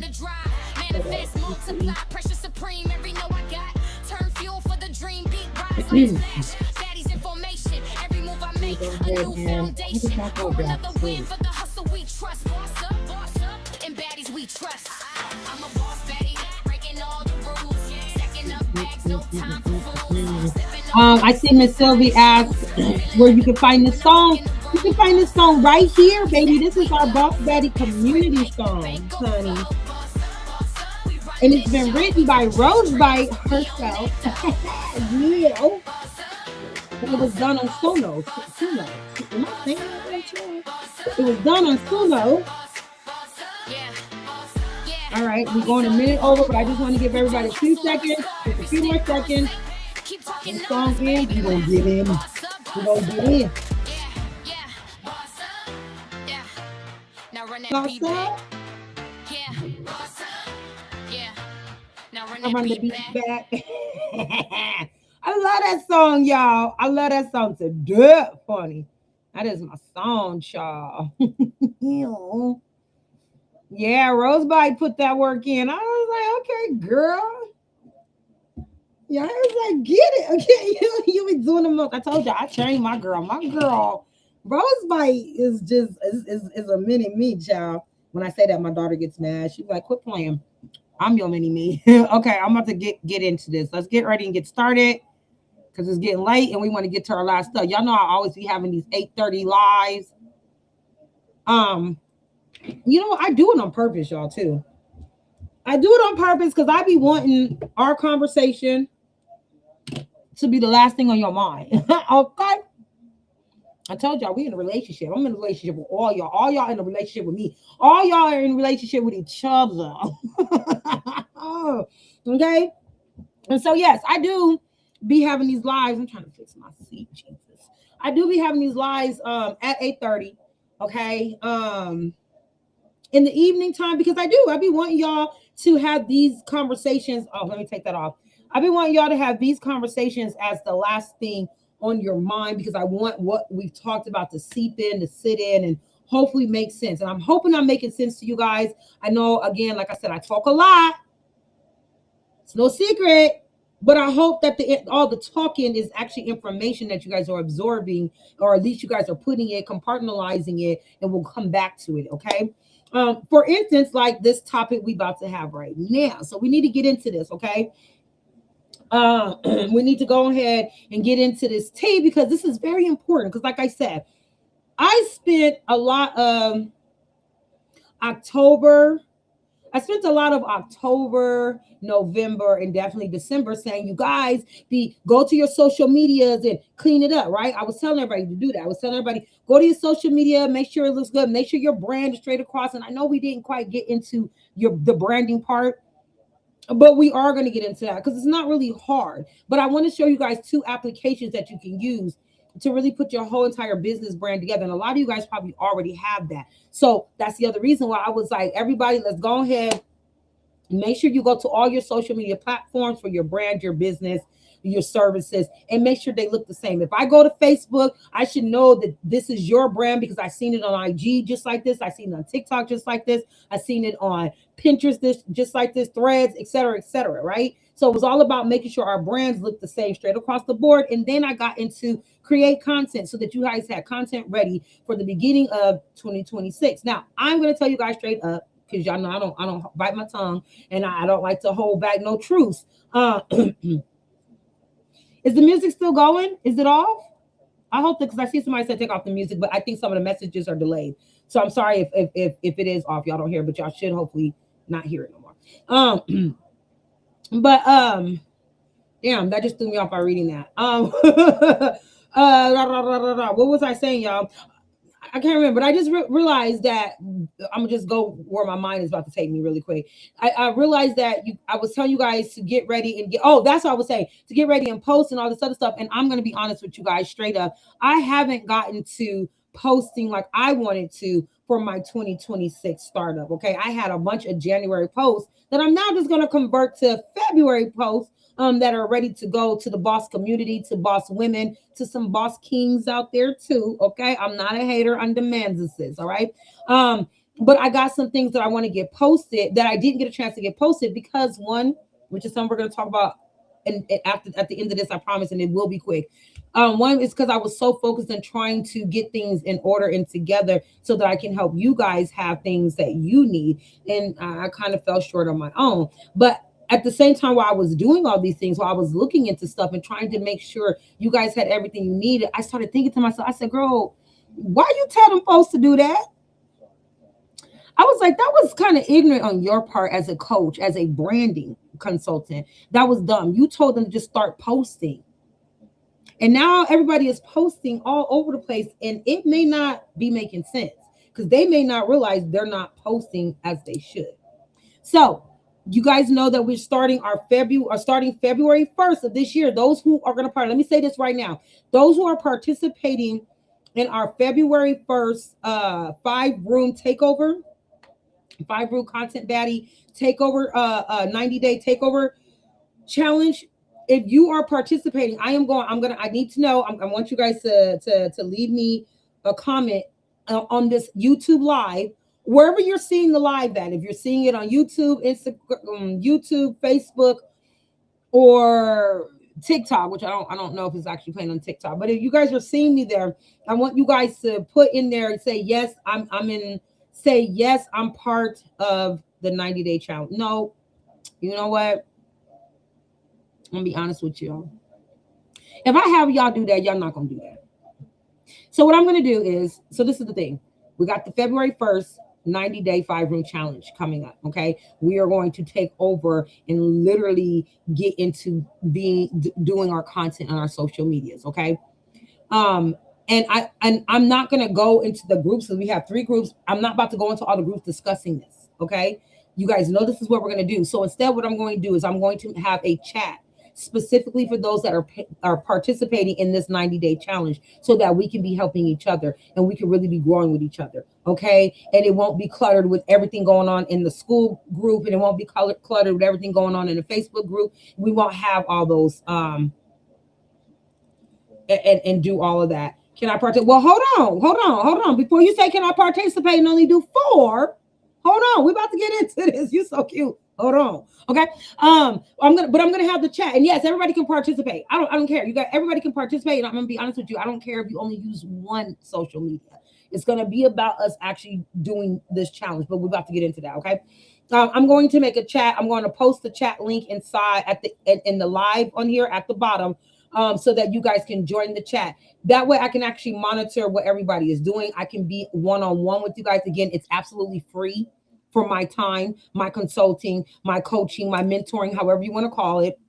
It will cost you no dime. You'll just have to be in this chat. And that way too, I can also see the people that are serious, because those that aren't serious, they won't be active in the chat, and I can go ahead and quickly remove you so I can get focused on the bosses that are really trying to be in motion. I am not doing the dead body shit no more. If you just want to sit around with your back against the wall, looking scared, terrified, and not knowing how to move or where to move or when to move, then I'm telling you now, I am not the coach for you. Everybody knows I'm like a piece of toast, honey. I'm kind of crunchy on the outside, but in the middle, I'm nice and buttery and sweet and all that good stuff. But at the same time, I'm crunchy, and I'm going to tell you right now, I'm not playing that bullshit we did from 2023, 2024, and 2025. We are not going to have any excuses. We're not going to be cutting corners. We're not going to be letting life over life us so much that we just can't pull ourselves up by the bootstraps, as they like to say.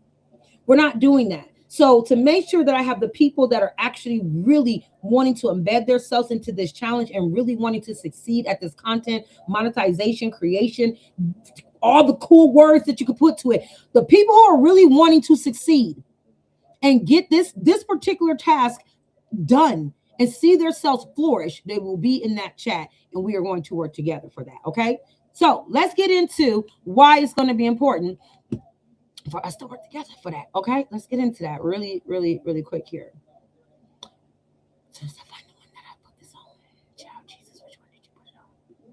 Oh, there it is. Damn, why you keep moving?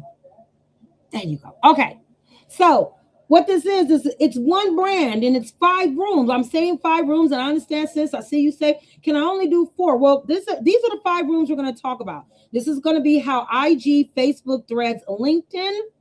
Yes, LinkedIn.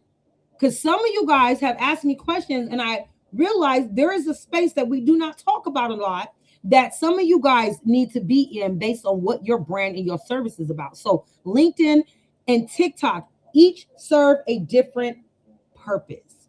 And like I said, when I sat there and really thought to myself, and I said, I done told these beautiful women to go and start posting all over the place. And they may be, and I'm gonna tell y'all, some of y'all are posting like every day. Y'all know I'm your stalker, right? Y'all, those that been with me, y'all know I will stalk you down. I'm your coach.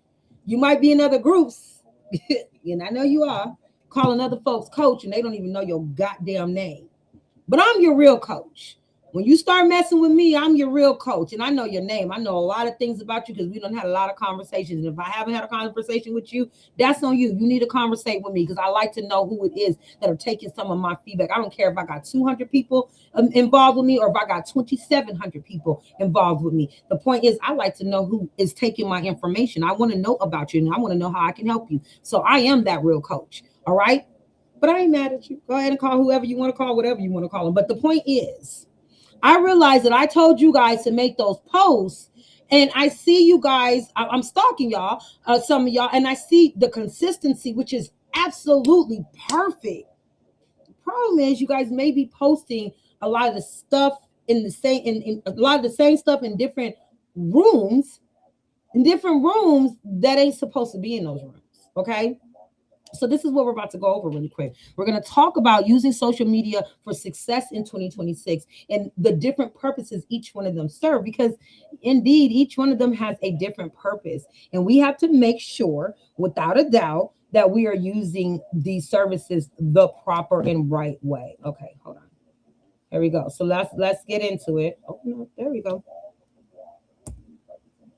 So what we have to do is stop treating these platforms like identical clones, because they're not identical. They're different rooms in the same building of success, the same building of growth, right? It's the same building with different rooms. When you go into a building, you got your boardroom, you got your receptions, you got your lobby, you got the office, you got different things in those buildings. And each one of these rooms are a different part of this building, okay?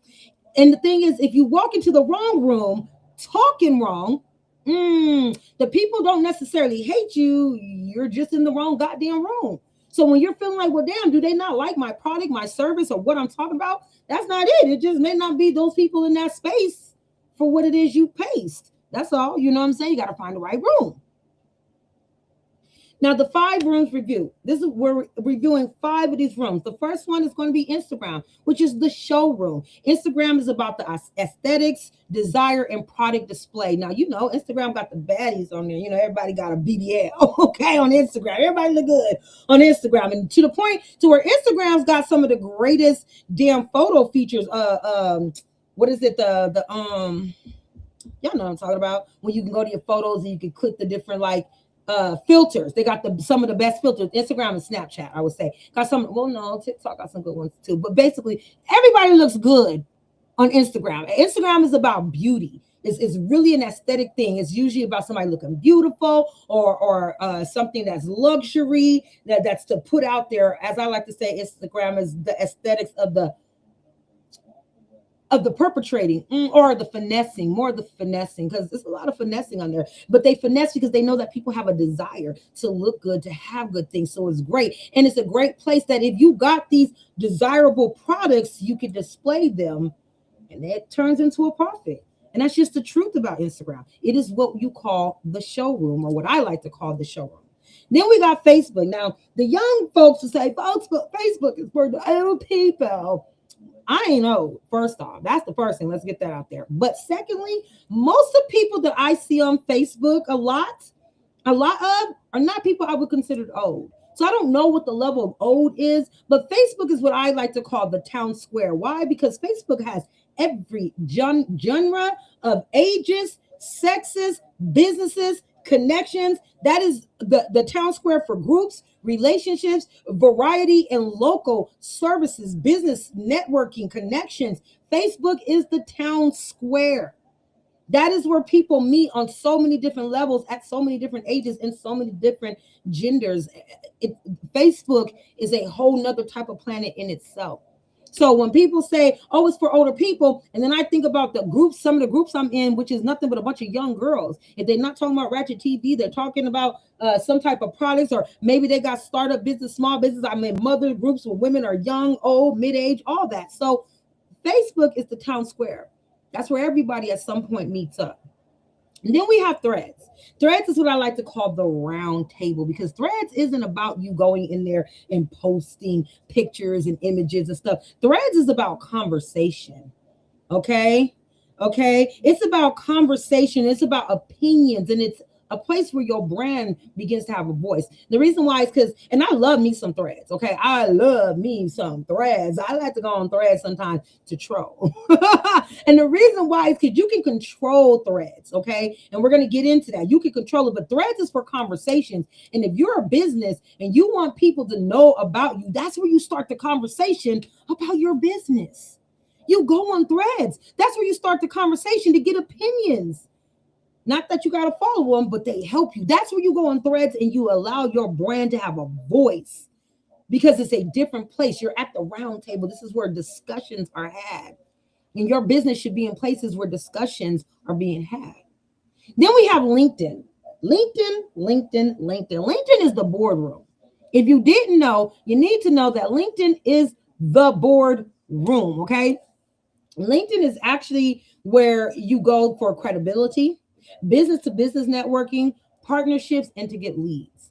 There's a lot of you guys that seen you guys say you guys are starting up schools, or you're starting up some type of course, or you want to get into being a personal assistant, or you have a service you want to provide to a business, as far as maybe automation, maybe AI work, like you want to be on LinkedIn so that you can get to other businesses, because you're a business that maybe provides a service for other businesses. LinkedIn is the place you need to be at, because one, again, you're going to build that credibility. You're going to get to the business to business relationships, networking. That's where you can make partnerships, and you will find a lot of leads. You will find a lot of people that might need your services more so on LinkedIn. LinkedIn is not just about resumes and job hunting. LinkedIn is a whole different world. It has changed over 5 years. It is not what it used to be. And if you don't have a LinkedIn, then you're sleeping, because the honest truth is, whether you have a product, a brand, or a service, you should be on LinkedIn for a lot of these reasons that's listed on there. Okay. Then of course there's TikTok. That's the stage of all stages, right?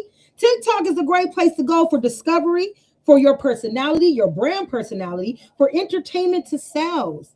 You know those videos that go around where a girl goes on there. Hold on, do I have video of it? Oh God, I don't think I have it out here. I bought it on TikTok, but I don't have it. But let's say you're watching this, you scroll, and you see the video, and you be like, and she leans and she be like, girl, you got to buy this, girl. I rub this on my neck, and this is edge control. Don't rub this on your neck, but I rub this on my neck, girl. And oh Jesus, my man was off. over me, girl. Yeah, he wanted this, girl. And I was able to get it right here on TikTok, blah, blah, blah, blah, blah, blah. And now you like, ooh, snap, okay. Because I want my man to do that to me. And next thing you know, you buying it. And it can be as simple as that person just giving you entertaining videos. It may just be, and that's from them storytelling. Storytelling. I bought something on there because I kept seeing this girl show up all the time and she telling this different story, this and that, and she'd always mention this one product that she always used. Then I was like, let me get that. I might need that, might work for me. Had nothing to do with man. But I did, because TikTok is entertainment to sales. It's discovery, and it's where your brand can bust out its personality. TikTok is a place that it can just open up another world for you. A lot of people don't get on it because y'all are so scared, but there's so many things you can do on TikTok now. You don't have to show your face. And when it comes to your brand and your business, y'all know how I feel about that. You shouldn't be showing your face, but to each his own. So, like I said, Instagram, the showroom, IG is a visual storytelling, lifestyle, aesthetic commerce. It's where people window shop. They'll scroll through that. They'll scroll through looking at them girls looking good in them outfits, looking at them dudes looking nice and all oiled up, body looking good, and they talking about cologne, whatever. It is literally the window shopping spot.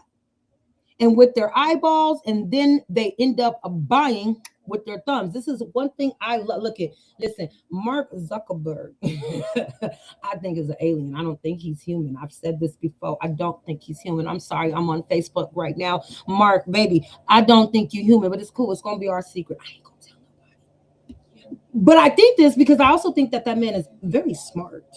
He might be a little awkward and weird. I said it. But that man is very, very smart. And he knows that people are on there looking and watching and spending hours. Therefore, he also knows that's a great place to also get sales. This is why you can have an IG store business on Instagram. You can showcase your products, your service, what you do on Instagram. And as people scroll and they constantly find you and see you, they end up one day, someday buying from you because it's the showroom. This is how often it's used in the U.S. And this is by the Pew Research. All my information came from actual data, actual research. This isn't stuff that I made up because I'm taking a guessing game. No, y'all know, coach. I go and I do my research. That's why sometimes my courses take a while to put together because I need all the information. And because I know information changes by day, by week, and by month, and sometimes even by hour, this is why my courses take a while because I want to get all information. And this is all information as of December 2025, not the year prior, not even months after that. This is all coming out of the end of the year of 2025. And from the Pew Research Center, it says about 50% of U.S. adults say they use Instagram. 50%? 50, half of America? Y'all missing out on half of American sales? What? Y'all missing out on half of American engagement? What? Where you can be making money? Usage is heavily age skewed. Okay, let me explain. It says 80% 18 to 29 versus 19% from 65 and up, because there are older people that still use Instagram. Okay, there is. But this is the skew part because it only gives the statistics between 18 and 29 and 65 and up. It's a whole age gap in there. And that's because a lot of people in their 30s or 40s and even their early 50s, a lot of times when we sign up, we're not giving all that information. Sometimes the people in the 30s just don't want nobody to know. Sometimes when you're in your 40s and 50s, you just like, it ain't none of your damn business. Just go on, lead me through there. So sometimes the age information isn't there, but let's be honest. Instagram carries a large amount of 30 and 40 and early 50-year-olds on there. That's a whole nother demographic, from that younger version of folks to the older version of folks to the people right in the middle. Right in the middle. They're on Instagram. And again, that's about 50% of U.S. adults. It says the typical demographic patterns, again, this comes from out of the U.S., this comes from the Pew Research Center, are more women than men use Instagram. 55% women versus 44% men, which I can absolutely believe there are statistics on there because, again, it is the showroom. Women love looking at other women. And I ain't saying that you know you anything but what you is. But the truth is, women love looking at other women. That doesn't mean that you want to be that other woman or anything like that, but we always find this thing out of seeing somebody that's pretty and be like, oh my God, she's gorgeous, or that outfit looks good, or oh, her face is tear, whatever. Women do, even haters, they still like looking at you. And that is the reason why there's more women on Instagram than there is men. But men go on there too because they know they're going to see something pretty damn cute on there, pretty damn nice. And there is things for men on there as well. If you pay attention, Instagram has a lot of quoting and a lot of storytelling on there as well to relate to people that ends up turning into something about a product that is shoppable. If you haven't noticed, that means you're not really paying attention, but it really is going on Instagram. It says higher usage among Hispanics, which that one really got me. I'm not going to lie to you. I was like, really? Amongst Hispanics, it's 62%, and Black adults, 54%, then white adults at 45%. But in majority, what we're saying is that most of what your demographic may be is on Instagram, because you guys are mostly women in business. You may be a white woman, a Hispanic woman, a Black woman, an Asian woman, or whatever woman. At the end of the day, your demographic is going to be women, and is most likely going to be from a lot of these particular cultures. I did not have information for Asian American on there, but I'm pretty sure that number is pretty damn close to just about the same of these. I don't want to make the guesstimation, but I would think just about so. And the reason why is because even when I go through my own algorithm, I see people from all different cultures on there. So I know that Instagram has these different demographic of women on there, of people on there. And this is why this is the showroom that you want to make sure your brand is a part of. You want to make sure your brand has its own room to go ahead and show out. You should be posting your products on there. You should be posting about your services. And you should be posting about your services by telling a story, making it intriguing, because it is about a lifestyle thing too. What about your service can help me in my lifestyle? Because it is about visual storytelling too. This is why it's going to be great when we learn how to make these stories using the method I know right now, which can possibly change in a week or two, to go ahead and tell short stories. One of the things we're going to also get into is vertical stories. Y'all just don't understand how well that sells. And Instagram is the place to do that. Instagram is the place to do that. So your brand, your services, the content that you have, you should think about having an Instagram if you don't have it, and think about the fact that you can do visual storytelling on there. You can do lifestyles on there. You can talk about that. People love that on Instagram. People love that anywhere when they get to see people's lives, and you don't even have to tell your life. Your AI influencer can have its own life story if you wanted to. And then again, it's about the aesthetics of it all. The beauty, show your product. See your product as a luxury product. Stop seeing it as a home crafter product. You need to see it as something bigger than that. And how content should be used on IG. Practical, not law. Content that wins on IG usually falls into 4 buckets. And like I said, it's the aesthetic proof, the before and the after. Those makeup things, when they ain't got no makeup on and they do it on TikTok too, and it works good. But Instagram, definitely,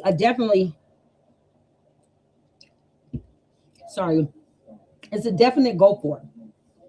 People love transformations. People love luxury visuals. Show a piece. If you make clothing, this girl, I just discovered her. She does crocheting. And she showed you how she goes to Walmart.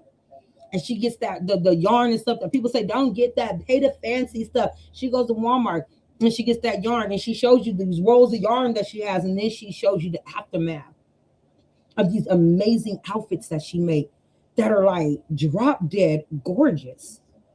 She's doing the before and after, showing you a transformation while giving you a luxury visual at the end. Y'all have so many products y'all can do that. We have a young lady in our group, one of our moderators. Her name is Jenny. Jenny is really dope. She's crafty. She's creative. Jenny has shown me so many things that she has created and made. And I just got through telling her earlier, you need to be making more videos. She said, Coach, I'm starting to do that now. And I'm like, yeah, no, I mean, for real. Because this is where Jenny should be with that type of stuff. How she shows you, this is what it was like. This is the pen I use, the paper I use, the crayon I use, the glue I use. And then show the aftermath. She makes amazing products. The world should know this. She should be on Instagram. Personality and trust is the next thing. Stories, the behind the scenes, the opinions, the daily life. Show them if you are a crafter, the hard work it goes through. Show them if you buy some of your supplies from the 99-cent store, go there. Show them you're in the 99-cent store. Okay, guys, buying some more products for some orders I have. Show them, go through those quick steps. You guys can make those quick videos with that really quick. Just do pictures. You ain't even got to do videos, just do pictures.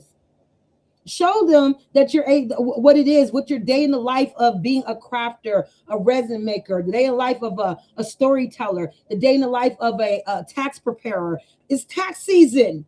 Why are you not building your clients like you really should be? And how you can do that is by showing them what you go through to get things together and get ready so that your clients get the best tax return because of you. What you sleeping on? Education in motion. Oh, as you guys know, I love a boss baddie emotion, which it will be reels, quick tips, 3 mistakes type of things. And those are going to be those carousels, making those carousels. The carousels, they're just images. They're 4 images, and each one tells you something. These are 3 mistakes people make when trying to start a journal business. And then show and put those 3 mistakes there. People love that. You can put them on little cards that you can make on Canva, and you make them scroll through. You guys remember how I just did the post about what was it? One of the posts that I did was about grants and stuff. That's considered a carousel because there's different images, and each one of them told you about what each grant was and who you get it from, et cetera, et cetera.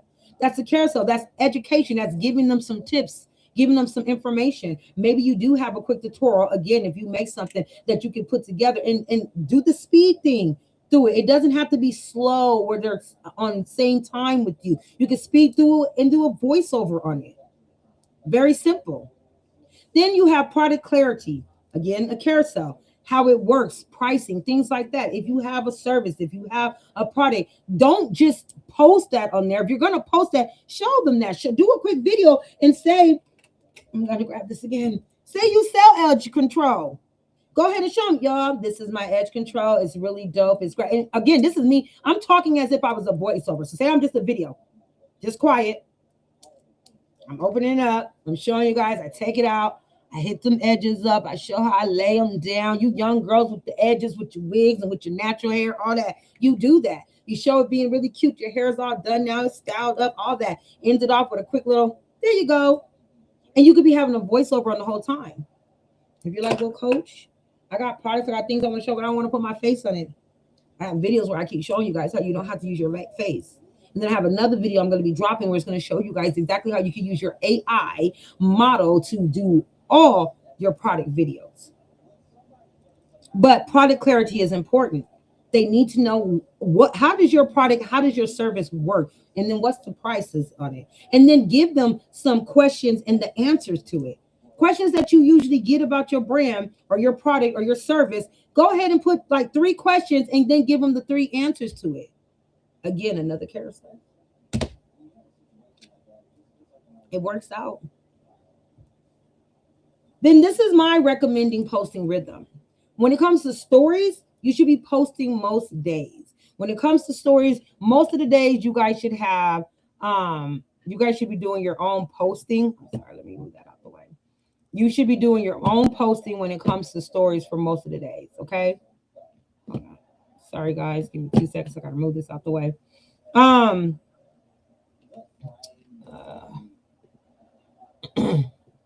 There we go. Okay, sorry. So you guys should be doing your posting on a daily basis. I'm so sorry, guys. I had to remove that. It was distracting me. But every day you should be posting well, not every day, but most days you should be posting some type of story. Even if it's a simple story and you say, oh my God, today has already started off being so much, but end it with something positive. This morning traffic was killing me, but that's okay. I got me a nice coffee. Simple things like that bring engagement. It really does. When it comes to Rails, yes, 3 to 5 times a week, because you want your brand, your product, your service, your content to be seen, not just once a week, but several times throughout the week. Because when it's being seen several times throughout the week, guess what? It becomes repetitive in somebody's head. You become a part of their algorithm, especially if they liked it once and then they like it again. And you get what I'm saying? Those carousels, yes, 1 to 2 times a week. They're great for people savings. Like I said, Me posting the carousel of where you can get some grants and stuff from, several people saved it. That doesn't mean they watched the whole thing. They might have seen the first two images and was like, oh, let me save this so I can come back to it later. That means they're coming back to your page. They're coming back to your product, your service, your brand. They're coming back. It's a great save. Okay? That's that I'll come back to this type of energy. Oh, this is me all day, every day. I don't know why I keep doing that. Sorry, y'all. Hold on. I did something wrong. I did. Okay. Sorry, y'all. Now, I got two questions that you should ask yourself. The first question is, does your IG look like a showroom or a random storage closet? Like I said in the beginning, I kept telling everybody, go and clean up your social medias. Make sure you get rid of any old information or old comments that might not look too good. Go ahead and go through it. Make sure it's clean. Make sure everything looks like it's in order. Like, again, the next question is, if someone lands on your page in 5 seconds, do they know what you sell and who it's for? If I go to your page right now, do I know that you do crochet, or do I see that you crochet, you do makeup, you walk dogs, you like to cook? And is it a lot of shit on your page, or does it give me what you consistently are always talking and posting about? Does it look like a showroom? If you go into a car showroom, you're going to go in there and see luxury cars. You're not going to see luxury cars plus a food buffet plus a hair stage back there. You're going into a luxury showroom of cars. You're going to see luxury cars. It's not going to be a mess. It's going to look like exactly what you came from, and you're going to know what they do. Oh, they sell cars. There might be other things, small things, and about repairs and things like that. You may have some other small things, but a majority of what you have on your social media for this one should be about what it is your brand and product is. Just that simple. Make sure it's cleaned up. Make sure everything it fits your brand. If I go to your page, I don't want to try to figure out what all does she do? What all does he do? It seems like they got a lot. I don't know. Maybe they're not for me. Maybe they're too busy for me. You don't want your customer, you don't want your consumer to think that. So make sure that your room is your IGs, all your social medias are cleaned up. They're nice and neat. They make sense. Now, it is really important too, I believe, that you should be a part of a community. Okay. If you're not part of the Boss Baddies in Motion community, that is fine, Pookie. It's silly. But if you're not part of it, you should get part of somebody's community, because community is good. It is very good, especially when it comes down to your Facebook.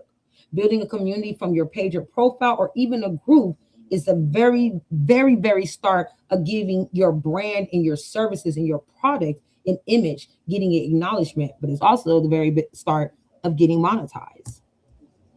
Now, Facebook, as I said, I call it the town square, because Facebook is a broad reach plus community relationship building, and it's still a monster for groups, local businesses, and conversations. Okay, not everybody wants to start a group, and not everybody has to start a group on Facebook.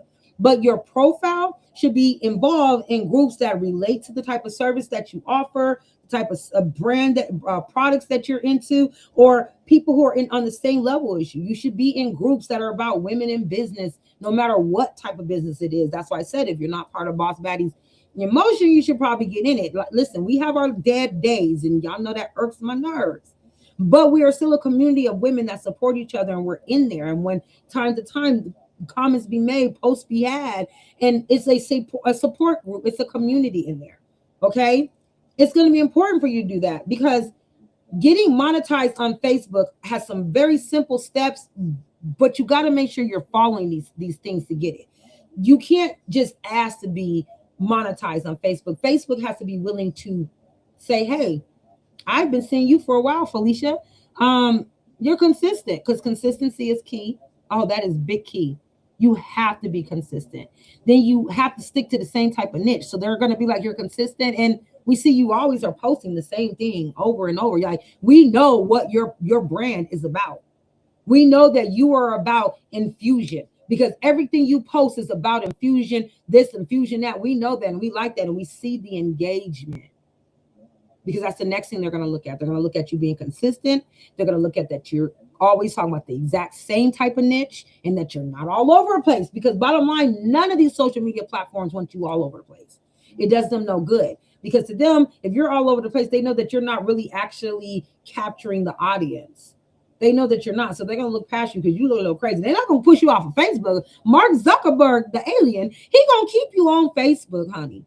He just going to ignore you because at this point, you don't make no damn sense. So again, you want to make sure that's clean. But being consistent, sticking with the niche, sticking with your brand is going to be important. Very important. And then making sure that what your content is getting likes, is getting engagement, and that you're engaging. When somebody engages on it, this is what some of y'all do. Because I purposely have engaged on some of y'all stuff. And I say, oh, this is cute. I really like this. Do you know what you do? You turn on, you say, thanks. Why the hell would I come back and engage on your thing anymore? And all you could say is, thanks. That's it. That's all you got? I didn't have to say anything. My engagement on your post is helping you. So if your response back to me is just thanks and you're not trying to give me a little bit of a dialogue, I'm probably not coming back to you. And it's quite a few y'all I have not gone back to your page because when I've said something a couple of times, your response is thanks. And that's not welcoming. That doesn't make me feel like you appreciate me appreciating you. So guess what? I'm going to go appreciate somebody else. Think about that. Remember, engagement is important to get from the people who come to your page, but how you give that engagement back matters even more. That's how you what is the word I'm thinking? It's up the tip of my tongue and I always say it, now I can't say it. But that's basically how you keep returning viewership that eventually turns into consumership. Okay? You want that to happen, but you have to engage right. You have to do that. So you want to make sure too, your Facebook is clean, it's neat, you got it together, your niche, your brand, your services, your product, it makes sense. And the thing is, when you're a company that has products, when you're a brand that you might sell tumblers, you might sell purses, you might sell these different things. You need to set your Facebook up to look like that, to know that you are maybe just a luxury brand, and you should call anything that you have luxury, in my opinion. But you want people to know that you're a luxury brand seller. You sell luxury tumblers, you sell luxury bags, you sell luxury shoes. That's what you have. But for those pages that do that, you need to make sure it's set up like when they see these things, they can click in to buy. And don't worry, because I know some of you guys are like, okay, I hear you, coach, how I'm gonna do that? Don't worry, I got a separate video, and I didn't want to do it on this one because baby, we would be here for hours. I got a separate video that I'm going to be dropping for you guys so y'all can see this, how to set that up and get it all together and ready so it makes sense. Okay.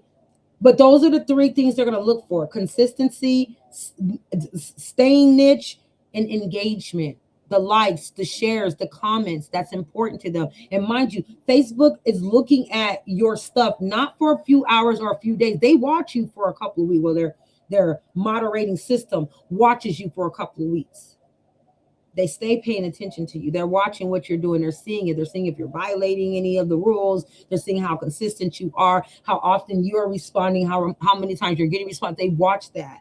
And then once they see it, that's when they send you the invite. But wait. It's not just that easy either. You have to make sure your stuff is set up right. It can't be your everyday profile. Like, you can use your profile and your pages can get monetized. Somebody tried to say it isn't. And I did a lot of research, and it turns out, yes, Facebook has made it to where your profile and your regular page can get monetized. They just both have to be on the professional dashboard. So on your Facebook, there is a section, if you click on it, at where your name is at, all your stuff. Can I go to my Facebook? I didn't prepare that. I'll try to show you guys at the end if I remember really quick. But on your Facebook, you should be able to go to the top of where your name is, your actual page, your page that you go to, your home page. And you should be able to click into it. And I think it actually says dashboard. Click into it, and you want to change your Facebook to a professional dashboard. And then from there, you kind of want to it's going to give you some steps. And again, in this tutorial that I'm going to drop for you guys, I'm going to show you guys how to go about doing all those things that's on there. Okay. So that it can, if you haven't been monetized, you can. And it is kind of simple. You just got to follow the rules. You just do. You just got to be consistent. Okay. Because again, Facebook is about community, it's about relationship building, and it's still a monster for groups, local businesses, and conversations. Facebook to me has got the mixture of IG, the aesthetics. It's got the mixture of LinkedIn being the boardroom because you can have those business to business and boardroom conversations. It's like Threads because you can have conversations on there. You can connect with people on there. Facebook kind of has a mixture of all those spaces in one place, and that's why it's the town square. Because when you go to the town square, you got you a coffee shop, you got you a restaurant, you got your clothing place. You have all these different spaces in the town square, the same as you would in the one big building that all of these social medias are in. And the great thing about it is how often it is used in the U.S. And its daily behavior. Once again, from the Pew Research, 71% of U.S. adults use Facebook, which that tells me it ain't just old people. 71% is not old people. It's not. That's not all old people. That is folks from all type of ages and demographics. It says about half of the U.S. adults visit Facebook daily, and 37% use it several times a day. There's 71% chance of making connections with at least 30% of those people. Especially because 37% of them are on there 37% is on there several times a day. Because Facebook is fun. Facebook got some rails, they got stories, you got communities, you got groups. Facebook is fun. And if when the young people ain't on there because they talking about this old folks, I'm like, that's why the stuff y'all got now is repetitive and boring. That's why you guys are never really trending. You're just copying the last thing from the last thing because you're not open to seeing other things. But that's usually the few that just say shit just to say shit. Because I know a lot of young people that are on Facebook because they get it and they understand what they get from it. Excuse me. And they've seen themselves flourish. They really have. So don't sleep on it because the typical demographic patterns on Facebook is one of the rare platforms with majority use across age groups. Example, 80% of ages from 30 to 49 use Facebook. 57% of 65 plus use it. Again, it's leaving out that gap of the 18 to the 29-year-old, and we know they own there. If you're in Baddie aesthetics or Baddie content or and I mention those because those are the groups that usually have the young girls in there. Now I know you're like, well, coach, is that why you call us boss baddies? No, I call us boss baddies because we bosses and we some badass. You shut your mouth. That's why I call us that. Not because of no young, because I don't care if you're young, if you're mid-age, if you're old. I don't care your race. I just care that you're a woman and you're a boss. And don't get around my boss kings. I adore y'all. But that's what boss baddies in motion is about. But what I'm saying is on Facebook, I see a lot of these young made groups. So I know that young women are on there because some of the stuff that comes across my algorithm that I'd be like, well, how the hell did I get this? That's some young girl shit. Talking about Blueface, talking about all these ratchet, like again, I watch ratchet TV. I just don't spend time spending my life studying their life.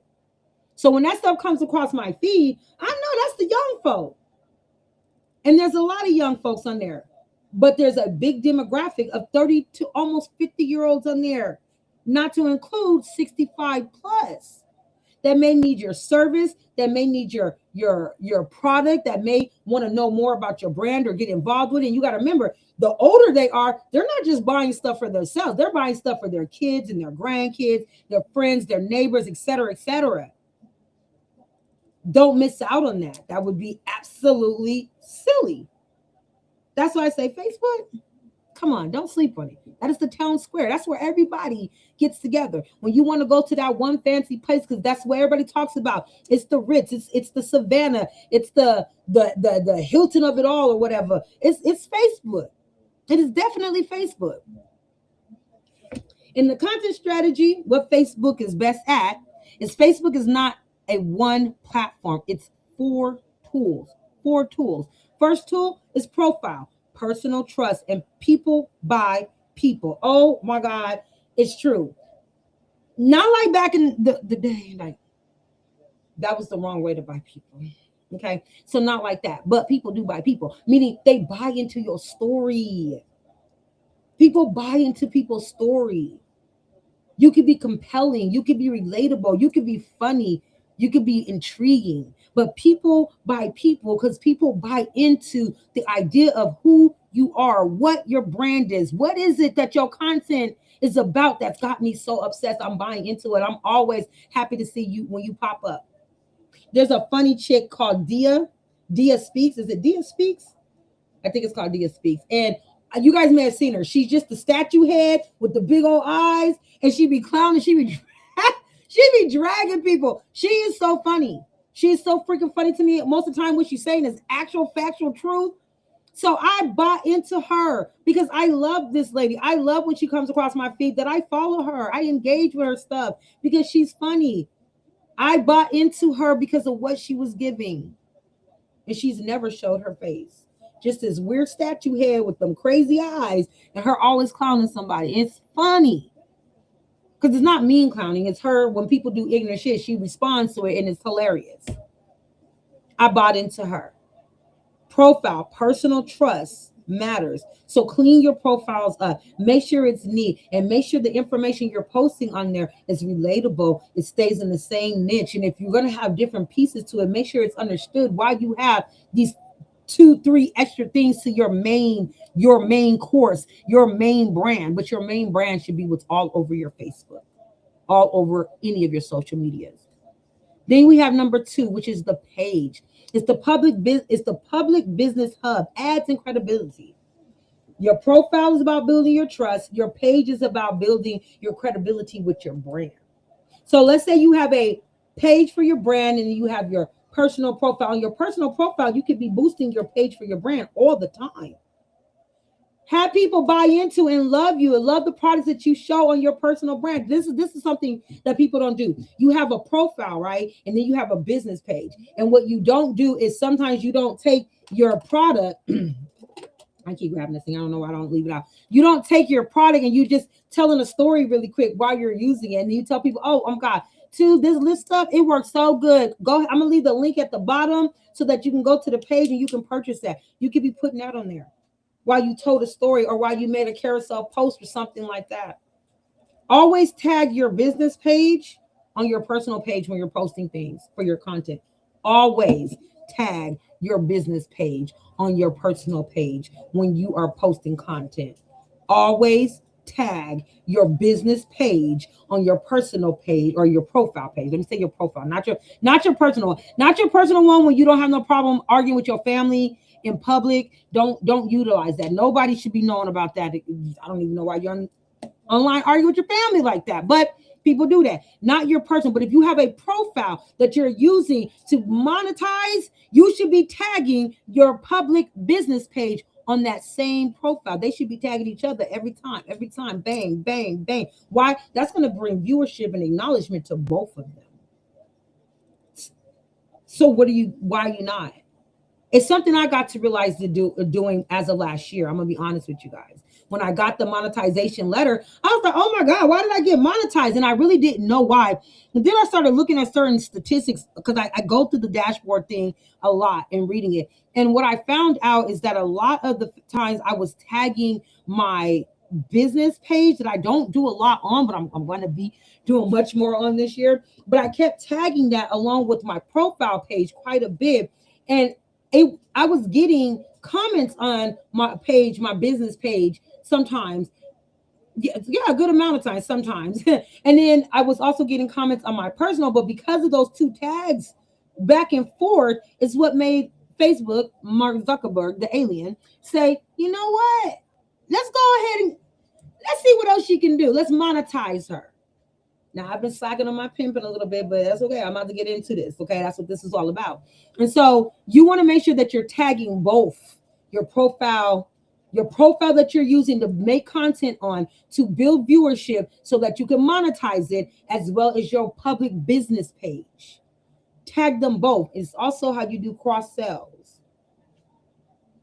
Don't miss out on money because you're not tagging both the pages at all times. You should always do that. The number 3 is group, retention, community, conversion. So if you're there's certain groups on Facebook that I think everybody should be in. I'm gonna make a list of them on there. And a lot of those groups are like, the follow for the follow type thing, et cetera, et cetera, et cetera. There's hundreds of thousands of people in there. I've also learned to not worry about doing the follow for the follow. Instead, I will post, I will, if I post on my business page, when you post them and when you're making a post, it'll then take you to that screen where it asks you to select groups. Click that and select groups that you're in, and go ahead and click them so that you can see if the groups will let you cross post them. There's a lot of them that will, and I'm going to give you guys a list of those groups, right? So you may make a post about a book that you just wrote that's about women in business. That's about single mothers in business. That's about being a wife in business. I don't know. But you wrote a book and you want more people to see it.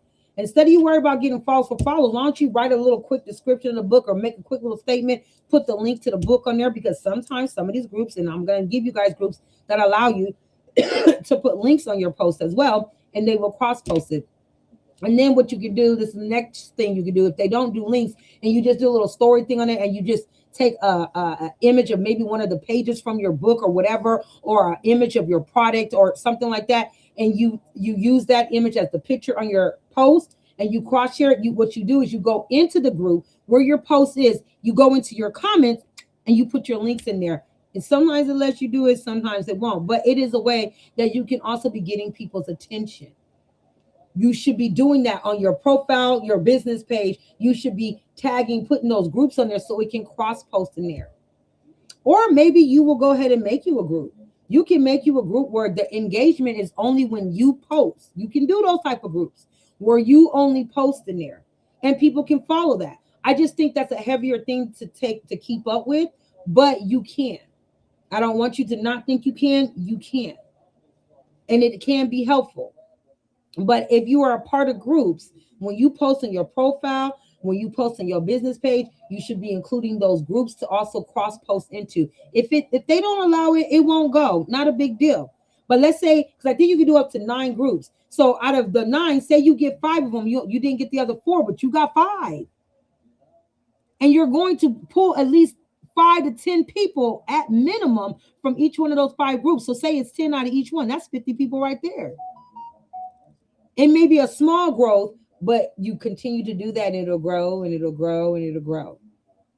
And then number 4 is marketplace, a local direct action, especially local services and products. So they do have their marketplace on there. And like I said, I'm going to do the video and I'm going to show you guys how to set up your business page, putting your marketplace, putting your store on there, but also utilizing the marketplace that's on there. Like at the top of Facebook, it's marketplace. You can make posts in there about your brand, your service, and your products in the marketplace. A lot of people aren't doing that. A lot of people just figure that's just what other people are selling in the marketplace, or giving away free stuff out their house that they don't want no more. But it's also another place where you should be posting in there. You may just post, hey, I got a Valentine's sale coming up, and put some pictures on there and let it do what it do. Make that post, Valentine's sale coming up, put a picture. One of the young ladies just posted something about Valentine's. She making some Valentine's stuff. She should be on marketplace. Do a quick write-up on it, post those pictures with the link so that they can see the marketplace. They like what they see. They click into it. They go to your website. They go to your Facebook. They go to wherever you're selling it at. A lot of people are sleeping on the marketplace because you guys just think that's where people are giving away old furniture. There's so much more going on in there. A lot more. So again, for Facebook, you have your profile, you have your page, you have groups that you should be involved in the marketplace that you should be actively putting information in. But more than anything, your profile and your page should always be tagging each other. And you got to make sure you're consistent. You got to make sure you follow the same niche. And if you got different things, make sure it makes sense why you have different niches in that one niche. Okay? And then make sure that when people engage on your post, don't be short or dry. I'm not saying you got to sit there and be like, oh my God, thank you, girl. If it wasn't for your comment, my life would be over. La, la, la. But when somebody gives you a nice comment, you can say, thank you so much. I really love what I did as well. Or something. There's more that you can give than a thanks. Because it's so short and it's just not welcoming. It makes me not want to necessarily come back. Again, you don't have to have long conversations, but damn, you also don't got to be that short. Now, the posting rhythm, this is just a suggestion, but I believe that I've gotten better with it, where you post on your feed 3 to 5 times a week. And so you can do pre-posts on there on your feeds, where you can schedule them on Facebook. But there's something else I'm going to show you guys that's going to change a lot of stuff. So this is why, for the people doing this 90-day challenge with us, when the chat thing, I'm going to have a tutorial only for you guys in there. And I'm going to show you something that's going to kill all the noise of feeling like you have to keep going in there and posting every day, every day, every day. I promise I'm going to kill that noise. I'm going to show you exactly how. I promise I am. Okay. But 3 to 5 times a week, you should be posting on your feed. Reels 3 to 5 times a week. You're going to want to do that on Facebook, because Facebook is that in and out type of place. And you want to do that. You want to post the Reels. And plus, if I'm correct, the Reels or the stories on Facebook only last 24 hours anyways. So making sure that you do it 3 to 5 times a week is so that something about your brand, your page, your profile is seen, so that you bring that in. Then going live. Going live 1 time a week or bi-weekly, whichever one fits your audience for that face-to-face is important. That's something I'm going to start doing more of. Going live more on YouTube and more on my Facebook and my TikTok. Because it's important that I'm reaching people, not just the people in the communities we have, not just in the Boss Baddie school community or the Boss Baddie Facebook community, or even our Boss Builders community. I don't want it to just be those. And yes, I put boss on everything. I don't want it to just be there. I want to reach people that I've never seen, I've never talked to. They know nothing about me. I want them to find me. And when I go live on Facebook, it goes into this video area on Facebook where anybody can find it. They can see it. So it's good to go live. And if you're like, well, coach, again, I don't want to show myself. Go live where you got your camera set up, where it's showing the area that you're working on a table, and maybe you're building something, you're crafting something. Going live for 30 minutes, just showing that is enough to get you some followership, some engagement. It doesn't have to be how long we've been doing this now, 3 hours. It ain't got to be 3 hours long, 2.5 hours. It ain't got to be 2 hours. It don't got to be an hour long. But I think going live is a good thing, and you don't have to show your face. Y'all keep worrying so much about showing your face. Adjust your cameras to show the area, to show just the stuff you're working on. Maybe you're going to make a cake. You show them that. Maybe you're showing some clothes. Maybe you're making a tumbler. Maybe you just showing you go live and all you do is a screen share. And you just show something that you share with people on there. You don't have to always be showing your face. This is a real world fact. Meta reported family daily active people, DAP, of 3.54 billion across its apps for September 2025 averages. That's why Meta platforms remain default internet for a lot of people, meaning it's always going to be that platform that people will always come back to, will always have, even if they're not in it. Hell, my daughter's on Facebook. She don't go on there. Even when I tag her, she'll be like, I see it told me you tagged me. And I'm like, why you didn't say nothing? I don't be on Facebook like that, mama. But she got it because it's where she connects with friends and families and people from school, things like that. She knows that's a connect spot. It's that connection. And for 3.54 billion across its apps, that's how active people were on there. Families were on there. Students, business people. That's a lot. Billion? You could have probably been a millionaire a long time ago if you were using Facebook a whole lot more than what you do now. And if you were using it right. So remember, you go on Facebook to share, to connect with people. So you want to use it to tell stories. You do, but you also want to use it to connect, to communicate, to engage with people. It's the town square. Start a conversation, and when they respond back, be more than just a thanks. Be in these other groups. Be in other groups that you're in, and when you see women talk, share your story in those groups, on those posts. Don't share links or anything like that, because some of these girls, they be funny acting because they trying to sell these women all kind of stuff. And if you got more knowledge and they see it, I promise you, these girls in these groups, if you got more knowledge, if they make a post and then you respond to them, you got more knowledge than them, oh, they'll be quick to kick you out the group or sanction you in the group, something to remove your post. They do, because then the truth of the matter is they don't really want to share that space with anybody else that they feel can take over. And I understand that. In my groups, I have a big thing about people just posting, promoting their stuff. The thing is, I want you to do it. I just want you to do it with a respect level. I don't mind you, wanting to share your business and stuff like that. I don't. But when you go past me, like you don't see that this my house, and you just like, hey girl, I know she a coach, but I'm a coach too. That's rude because guess what? I would rather you come to me and talk to me and we see how we can coach together. Or maybe I can get you in on something because the truth of the matter is I do want more coaches involved in our community to help more of the women. But I have to watch how your mannerism is. Because if you ain't got no respect for me, I feel like you're never gonna have respect for the ladies in my group, and that is a problem. And anybody who knows me knows I'm always about acting up about my boss baddies all the time. Even my boss AI family, y'all know I'm quick to act up about y'all. So just show some respect.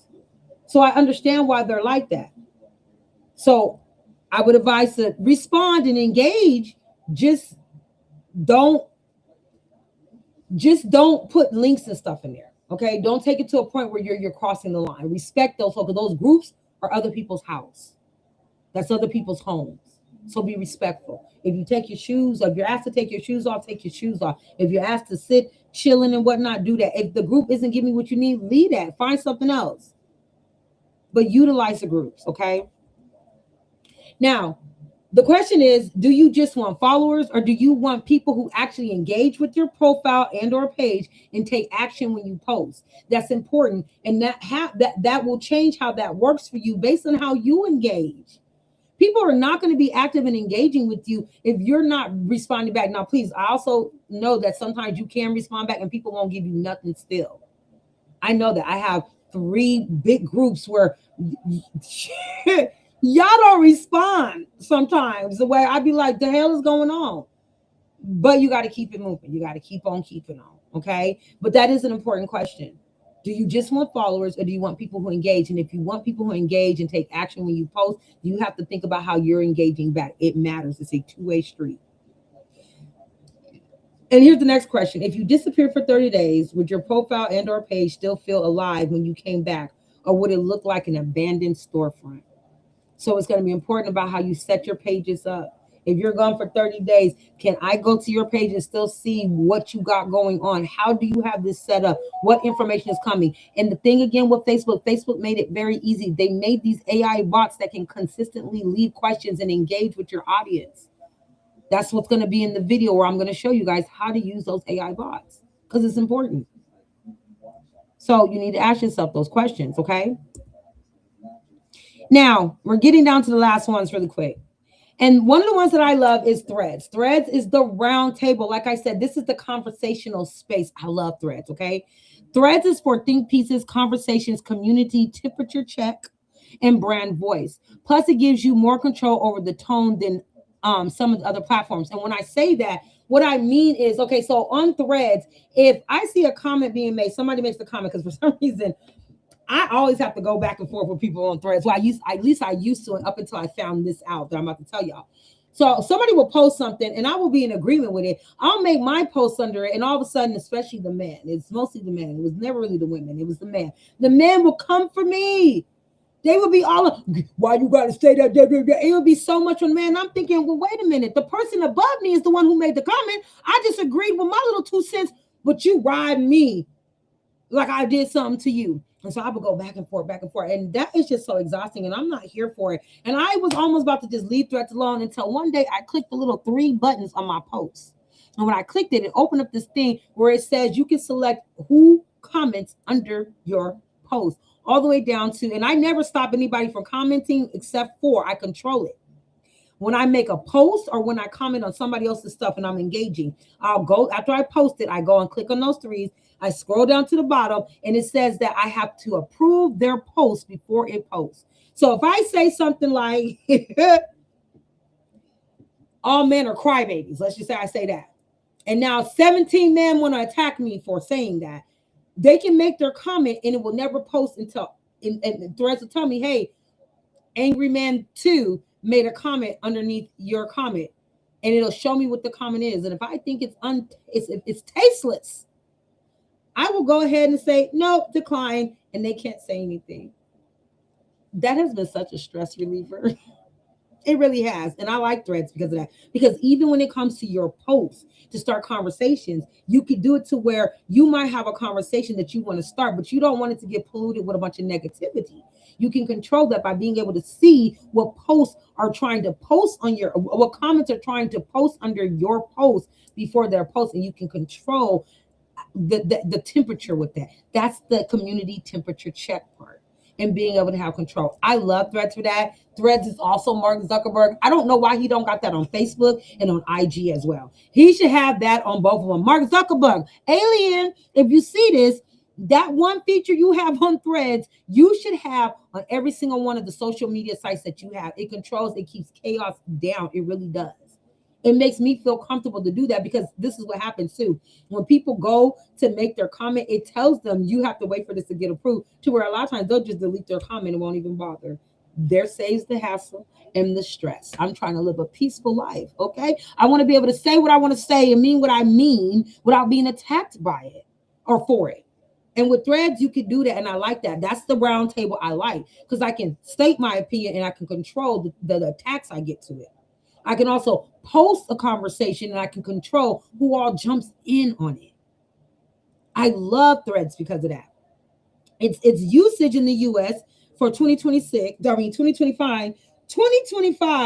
found that Threads is still smaller in adoption. Overall, about 8% of US adults with higher use among young adults. By age is 15%, 18 to 29 versus 3%, 65 and up. But there's still that middle gap. And I don't know about y'all, who all uses Threads on this, but I use Threads. And I can tell you right now, my demographics, and that's the other thing I love with Threads. Once you, based on the things you respond to, you like, Threads make the algorithm on there match your vibe.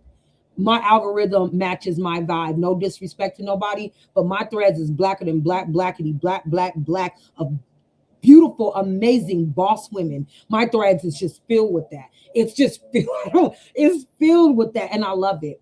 I don't ever go on my Threads and see things that just absolutely annoy me. I might see one or two things, but most of everything on there is amazing, beautiful, successful women, majority black women, and they're walking in confidence and not chaos. And I love that about my Threads because you can get your algorithm to fit very well. And I know that that's a good amount of women from mid 30s into early 50s. So there is that demographic there, but it's a great place to start conversations. Say you are a skincare, you got a skincare brand. We'll start conversations about how to keep up with your skin. You're getting older. How much, what is it, retinol? How much retinol are you losing? And give advice on those things or talk about that. Start the conversation. You can do that on Threads and you can control how it actually is handled. That's really dope. The platform grow, and again, it does say that it's smaller because and right now too, Threads is also very calm. Well, at least I say it's calm, and maybe that's because the way my algorithm is set up and the control I have on it. And again, it does say that it's still a bit small of adoption, but that's because Threads is really only started getting a lot of popularity, I want to say, in the past 3 years, and it's growing and growing. So this is the time now to really get on Threads. Don't sleep. Get on Threads and start having conversations about your product, your brand, your service, about your content. Start collecting that feedback, because when you build that audience on Thread, you could tell them, hey guys, I also got a YouTube channel, or I also got a Facebook, or you can go to my website. That's something that they will follow you because they love the conversations they have with you. So you can build a conversational audience that can then go to your IG and become your aesthetic audience. And you can even get them to go to Facebook and they become your buying audience. You see what I'm getting at? Platform growth. Mark Zuckerberg, the alien, posted Threads had passed 400 million monthly active users as of August 12th of 2025. 400 million? But they say there's a small adoption to using it. But 400 million people as of August of 2025 have been using Threads. Could you imagine if each one of us in here got at least 10,000 of those people? That's very small. 10,000 people to follow them, to buy from them, to show interest and engagement with them. 10,000 if each one, because they got enough to spread. 400 million is a really, really big number. So don't sleep on Threads. I'm telling you now, don't. If you're not on there, you need to get on there. It says during Meta's third quarter of 2025 earnings cycle, reporting indicated Threads had 150 million daily active users. 150 million active users daily. Y'all, if you don't have Threads, you're slipping. This is why I understand. I don't know if they're still on here. I know it's getting later. I'm trying to hurry up through this, y'all. Y'all know these lives be about 3.5 hours. So, okay. But this is why the young lady or the member who said, can I do the thing, but I only do 4? You can, but just make sure you're hitting the ones that really are important. Threads can spread your audience across all your platforms by just having conversations and you being able to control the algorithm and the temperature and the conversations. Well, not necessarily control what they say, but what you want to get in feedback and what you want to put out there. Ain't nothing wrong with having control of it. Nothing at all. And once you build that audience, you can easily guide them to your other social medias. Hey, catch me on Facebook, YouTube, Instagram, TikTok. Because if they like conversations with you, if they like what you post that gets them going, they're going to follow you. That's why it's important to have a content strategy for Threads. Threads works best when you post things people can reply to. Hot takes with respect, not messy, just honest. Okay, maybe you could be a little messy, but just understand, the more messy you are, the more it might get a little feisty. All right, but hot takes. Take current events, situations, stories, and talk about them. I would choose them wisely, and if you can find topics and related to your brand, your business, your service, do that as well. Make topics out of that stuff. Behind the scenes lessons. Almost every one of these platforms, because people love to know what it took to get you to where you are. People love the underdog winning game. Many case studies. Clients, and this is where you would show, this is where you would talk about it. You would say something like, a client came to me with this problem and we did this and this was the result. That's your case story, which ends up helping somebody that may be like, damn, I had that problem. I wonder if that will work for me because I want that result. You got to tell them about something you experienced, which is a case study. Talk about what it was, what you did, and what the result was. People love those stories because somehow it becomes relatable. Somehow it becomes something that they've experienced.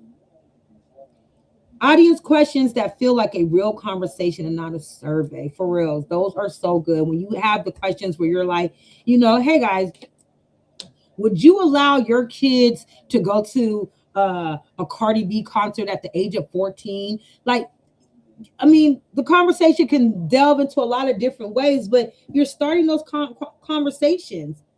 Hey guys, do you like natural body oils, or do you like body oils made from a manufacturer? Like simple questions that can turn into conversations, but sound like you talking to your homegirl. Hey, boo, what's up? Listen, I was thinking about this the other day, and I was like, damn, should I keep eating pork because da da da da da da da da?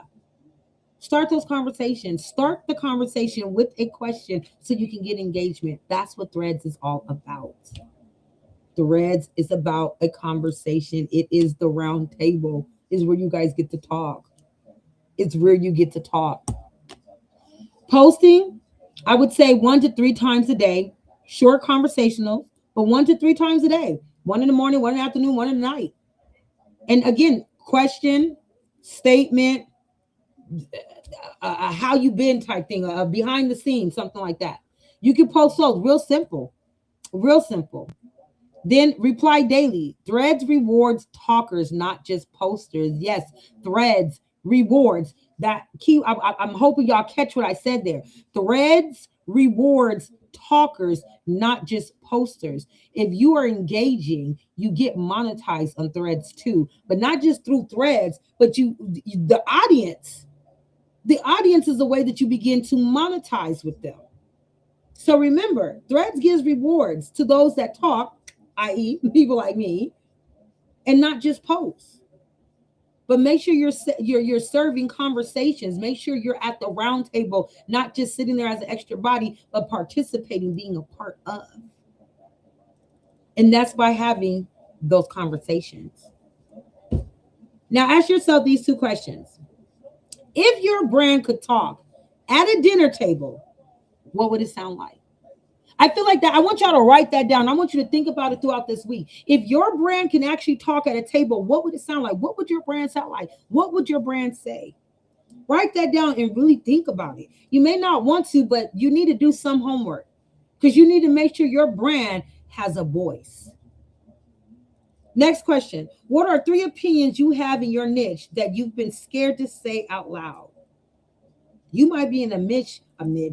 You might have a niche that you're doing, and it's something that you know for, like, you have an opinion about it, and you don't want to make other people feel like you don't know what you're talking about, etc. Me as a coach, I have several opinions about this coaching life. The only difference is I ain't scared to say it out loud. But when I first started my coaching, I was, because of what all my mentors were telling me. This is why I'm so different than a lot of the coaching, because I don't do it the way they told me to, because I started asking myself these questions that I was scared to say out loud. But once I started saying it out loud, I started thinking about the answers. I started thinking about them answers, and it started to become very clear. And this is why I coach different than most people do. I'm not a big ticket sell coach because I don't go for people in their money. I go for people in their actual motivation and dedication to win. Keep your money. I actually make money. This is why I don't need your money. So ask yourself those 2 questions, though, especially the dinner table question. What would your brand sound like?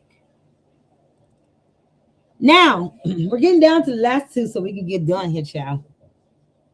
Oh, Jesus. LinkedIn, the boardroom. LinkedIn is not what it used to be, okay? LinkedIn is now a content platform and networking engine. The services, business to business, partnerships, speaking gigs, and high trust clients, okay? It really is. It is not about resumes, and it's not about getting interviews. It's about connecting with people. My LinkedIn, I swear to God, I literally just put my LinkedIn back up, put it all together, fixed it up, made it neat, and everything. Probably like the second week of January, I have had 4 pitches done to me for me to take on a gig. I've been asked to take on a gig for them because of what I do. I got to go through 2 of them this week to really see what they're talking about, what they're offering, if the deal is really worth it. But I mean, literally, that's how quick it was, because there are so many businesses on there, small, medium, and large, and they're looking for probably your service, probably your brand. You don't know. You might be like, well, all I make is tumblers, right? But you know how many businesses, how many companies buy tumblers for company events, company giveaways, things like that? You might get a company that says, oh my God, I love those tumblers. I wonder if she can make 150 of those for me. And it's a company. So what you would charge me at $23 for your tumbler, you could turn around and charge a company for $30 per tumbler. It's not just about people who need jobs or looking to hire people. It's a big platform with so much going. They got Rails on LinkedIn now. They got Rails on LinkedIn. So if you haven't, you should probably go to LinkedIn. You should probably check it out. You should probably look at it. And you should probably go build your profile on there for your brand, your business, or just as a content person, because you can also just post content on there. Just post information on there. Share information about your niche. That too will build you an audience. How often is it used? Again, the Pew shows that LinkedIn usage around 25% of U.S. adults as of June 2025. So again, LinkedIn has about a 25% of adults on there, because again, I think a lot of people think LinkedIn is still what it used to be, which is a lot of resume business, finding a job, looking for a job type of stuff. They're not understanding that LinkedIn has changed. And this is why I'm saying, don't sleep on these things. Nothing stays the same. Everything always has a change, y'all. It always does. Sorry, I'm starting to speed through this because the time is going, and I got to get down to one last thing I want to go over with you guys. The next is audience reality, the demographic, the vibe, backed by platform ad data. Okay, this is from their actual data. Using LinkedIn's own ad tools, and that's their data reportal. The global LinkedIn ad audience skews strongly towards 18 to 34. Their biggest chunk is 25 to 34 because the younger people now are doing a lot of business to business. They're doing a lot of trying to connect with other businesses if they believe they have a niche that will work for other businesses. And the crazy thing is, a lot of us that are in our 30s and 40s and 50s have more experience. And let's say you're an accountant. Let's say you've just been working in accounts payable for 20 something years. Do you know you can go on LinkedIn, make you a profile, list all the jobs that you have worked at and what you've done in accounting. And then it could be a small business that can hire you to come in and be their financial advisor. You can literally go from an accounts payable to a financial advisor. I know it sounds crazy, but I've actually seen it happen. Stop sleeping on LinkedIn. Stop sleeping on it because it's not what you think it is. It has evolved and it has grown the same way you have evolved and grown the same way. All these social media platforms at some point evolves and they grow. If you keep thinking everything is what it was 5, 10, 15 years ago, then you're the one that's actually behind. What to post on LinkedIn to get leads and not just applause? I would say you want to post things like practical advice, step-by-step posts. Again, people love information, especially how-tos, especially before and afters, especially case studies. This is what the problem was. This is what we did. This is what the resolve was. Credibility receipts, case studies, outcomes, lessons learned. That's good. That builds credibility for you. When you can show that this was the situation, this is what we did, this was the outcome, and you can show them either in video or messaging or pictures, anything like that. Guess what? That becomes an open door for you to have credibility. Now you got big companies reaching out to you. Now big companies see that you made a book about self-esteem amongst single mothers or whatnot, and how to market yourself or how to promote yourself, something like that. That company sees it. You said this was a problem.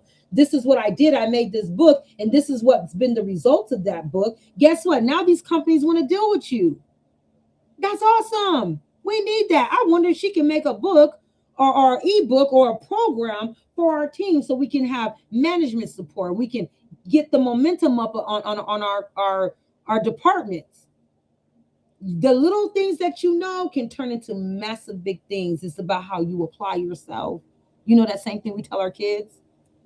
And I'm not saying y'all are children, but I'm just saying that same comment that we say to our kids, we can say to ourselves. I say to myself all the time, how am I applying myself? Should I apply myself harder, more consistently, et cetera, et cetera? Something small can turn into something huge. Like the young lady who did the Dr. Pepper song. And she did on TikTok. Oh, let's get to that. We're about to get to that. But that's what you do. You do stuff like that. It gets credibility on there. Professional storytelling, what you learned, what you overcame, how you think. People love to hear the underdog story. Tell your story. Tell people what your struggles was and what did you do to overcome them and where you are now in life. I do all the time. I just got through in December doing a speaking engagement. When I know what it was about, it was me talking to women who came out of some of them, not all of them, that had just came from prison, out of going through their reform and not knowing what they were going to do. And I tell my story about how I lived a life. I was in and out of the system. I was a gangbanger. I sold drugs for a long time. I got caught up in the feds. I ended up going to prison for several different things. Never stealing from nobody. I ain't never stole from nobody. I ain't never hurt no kids. I ain't never hurt no old people. I ain't never done nothing weird. I'm just that person in the streets. And I tell that story, but I also tell that story with the understanding of how I overcame those things and who I am today. That's why I tell people, I don't give a shit if you look at me and want to clutch your pearl. Oh my God, she went to prison. Oh, girl, bye. I did. I lived a life. We all have lived a life. We all have gone through something. Maybe you didn't go to prison. Maybe you was hoeing. Maybe you wasn't hoeing. Maybe you was abused. Maybe you wasn't abused. Maybe you was an addict. Maybe you wasn't an addict. I don't know. But everybody got a story. And that happens to be my story.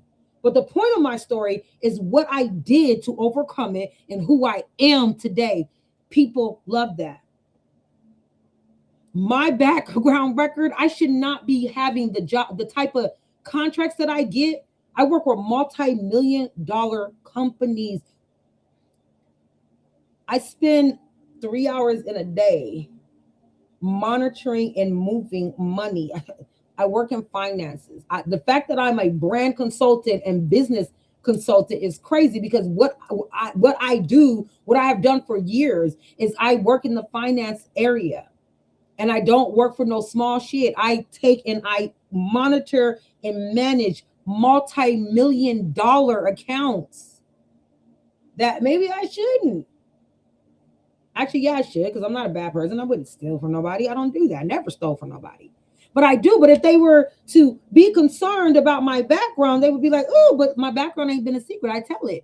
I tell my story. And when I go, well, when I used to, I don't even have to no more. I ain't had to tell my story to any because I don't work for companies. I take on contracts. And they reach out to me. They say, hey, we have a contract. This is the bid. Do you want it? I review it. If it sounds good, I take it. If it don't, I'm good on that. I don't want that. And they're told that my story is not hidden. But you would think, well, how is it that you're working these and you were selling drugs and there was a murder involved and there was so much going on, racketeering, all that, and you're doing what? Yes, I do. Because I was able to tell my story, how I overcame it, what I learned from it, and who I am today. All of you guys have a story that is a breakthrough. You may even be going through some shit right now. That's a story that can be told. And you could be telling how you're going to overcome this and where you expect to be once it's over. Or you can sit here and you can use your life as a traumatic secret. Or you learn how to turn lemons into lemonade, lemon pie, lemon pudding, lemon whatever the hell you want, lemon meringue. That's what you do. You don't just take lemons and turn them into lemonade. You take lemons and you turn it into a fucking buffet. That's what I did. That's what I did. And this is why I'm able to give away information absolutely free, because I still make money. Whether y'all stay here or you don't, I'm still cracking the bank because I told my story. And now I tell it in a professional atmosphere. Honestly, with multi-million people, executives, government officials, to encourage other women that they are powerful, they can overcome anything. And you can be the best of whatever you want to be. You can do all this shit I'm talking about. Y'all can do it. Y'all can do every single thing that I'm talking about here and be a success at it. So do that. Use LinkedIn. Tell your story. Then clear offers. Who you help, how you help, what the next step would be. Tell people what you offer. Tell people the type of people that you help. That's what I do. As you see, I tell people what I offer. I offer free information, free tools, free guidance, free mentorship, free coaching. And who I help is mostly women of all demographics, all over the place. How I help by providing you guys with gems and information, with tutorials, with courses, with mentorship.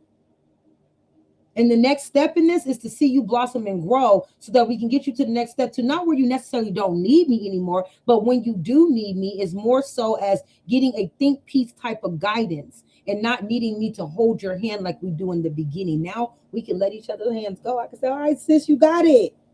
It's like getting you on the bike, right? And I'm holding the back of it. And eventually I want you to be able to never need me to hold you again. But from time to time, you ride that bike right back around to me. Tell them what you offer, who you help, how you help them, and what's the next steps that you can provide for them or that you hope for them.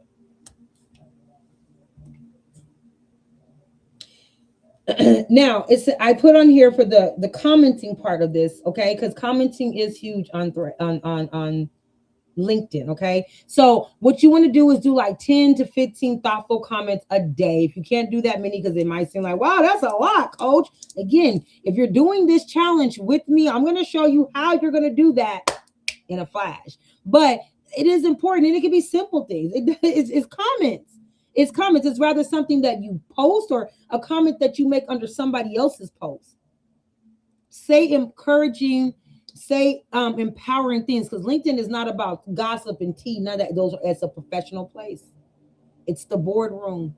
In the boardroom, when you're sitting in that boardroom, again, you're talking about what the situation is, the problem is, what the solution is, and what the outcome should be. And at the same time, while you're doing all that conversation, you also have to be empowering. You have to be encouraging. And when you're sitting in a boardroom, you have to be encouraging that whole entire team, the whole staff, the whole company. You have to be encouraging all of them with something positive, something growth worthy, thoughtful comments.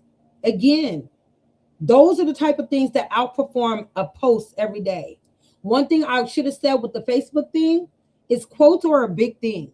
If all you did was make positive quotes all day long on your Facebook, that would probably get you more retention than tea, gossip tea, and all that other crap. People like things that motivate them, like things that make them feel good. So on LinkedIn, because that is the boardroom, you want to say things that's good. Make comments about, learning more, or comments about being able to advance in your profession or their profession, or just something positive. You can use ChatGPT to give you 15 positive, thoughtful business comments, boardroom posts. Say stuff like that as a prompt. Put it in ChatGPT. Watch ChatGPT give you what you need, and use those as posts every day.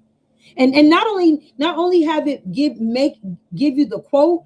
When it gives you the quote, copy that quote, open up another chat, put the quote in there, and tell ChatGPT, make an image out of this quote, and it will. Then you're there. You go. Now you got your content with imaging, or just take the post, copy it, paste it, and that's it.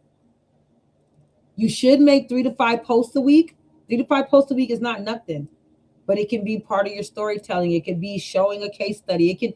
It can be simple things, business related, to get them going, to get them motivated. I'm hoping this is making sense to everybody. But this is the boardroom. So when you get on LinkedIn, imagine yourself sitting in a boardroom with the LinkedIn boardroom, and everybody in there wants to hear your story. And everybody in there is hoping you say something thoughtful and positive. And everybody in there is hoping that you can give them some type of advice. So that's how you would use LinkedIn. But this is big question time. This is a big question. If your next best client is a business owner, nonprofit, school, or organization, why would they trust you from your current LinkedIn? If I was to go to your LinkedIn page, what about your page would make me say, I want to work with this person. I want to know more about their brand. I want to know how they can help my brand. What about it would make me say that? Remember, this is the boardroom. And what consumers don't like is when businesses aren't honest. Be honest. Be honest when you're sitting in this boardroom, LinkedIn, and tell your story. How you overcame it and where you are now. Don't be afraid to speak your truth. Remember, your life is a testimony. Where you are today is because of what you've gone through. Where you will be tomorrow is because who you decided to be today. And if that's an honest and transparent person, that will blossom through you. I think that's the reason why I get a lot of women that come to me and sit with me and want to be a part of what I do, because I am honest. I may be rough around the edges with it, but I am honest. I'm very much so honest. Sometimes a little too damn honest. All right. So again, why would anybody trust you from your current LinkedIn page? That's a good question. Now we're getting down to the last one. I see what you said. I got you. Okay. Okay. Okay, that was a good one. So the last one we're going to talk about here is TikTok, the stage. It's not a whole lot to really say here. I got some pieces. I'm going to fight through this really quick so we can get down to this last part, okay? TikTok is the stage. It's the discovery, storytelling, authenticity. Damn, too many syllables. My fake tooth doesn't like that. But for real, TikTok is about being authentic. Bottom line, that's what it is. It's where people go for entertainment, learning, and I didn't know I needed this until I saw it. It really is. Like I said, storytelling entertainment can turn into a sell. It really can. That girl that's constantly talking about her relationship situation while trying to sell you the best wig on the market, honey, that she wore on her dates. That outfit that she got off of Shein, honey, and she wearing it. Click her affiliate link. TikTok is the stage, baby. TikTok too is also where you just go and you tell your story. Tell your story. And if you're like, again, coach, I don't want to put my face on there telling my story, you don't have to. I just showed you how you can make characters on Chat GPT. And I'm about to finish that video so I can show you how you can make short 90 seconds to no, that's it. 90 second to 5-minute videos. I'm about to show you guys how to do that. I'm about to show y'all how to do that. That you can post on TikTok. You can be telling your story. Yeah. The AI influencers, oh God, I don't even want to get into that again because y'all gonna have me going. But TikTok is the stage. We all know this, right? We all know that's where everybody go on TikTok. TikTok make you famous. TikTok make you buy it. TikTok make you do it. TikTok make you gossip about it. How often is it used? Well, per Pew, it says 30% of U.S. adults use TikTok. And I almost want to question that because I just feel like only 37%. I don't know. I just feel like that ain't true. I feel like they slacking on their pimping, but maybe they the ones that got the data. Maybe. It says 24% of U.S. adults use TikTok daily. I find that to be a lie too. Because I feel like there's so many people that uses TikTok.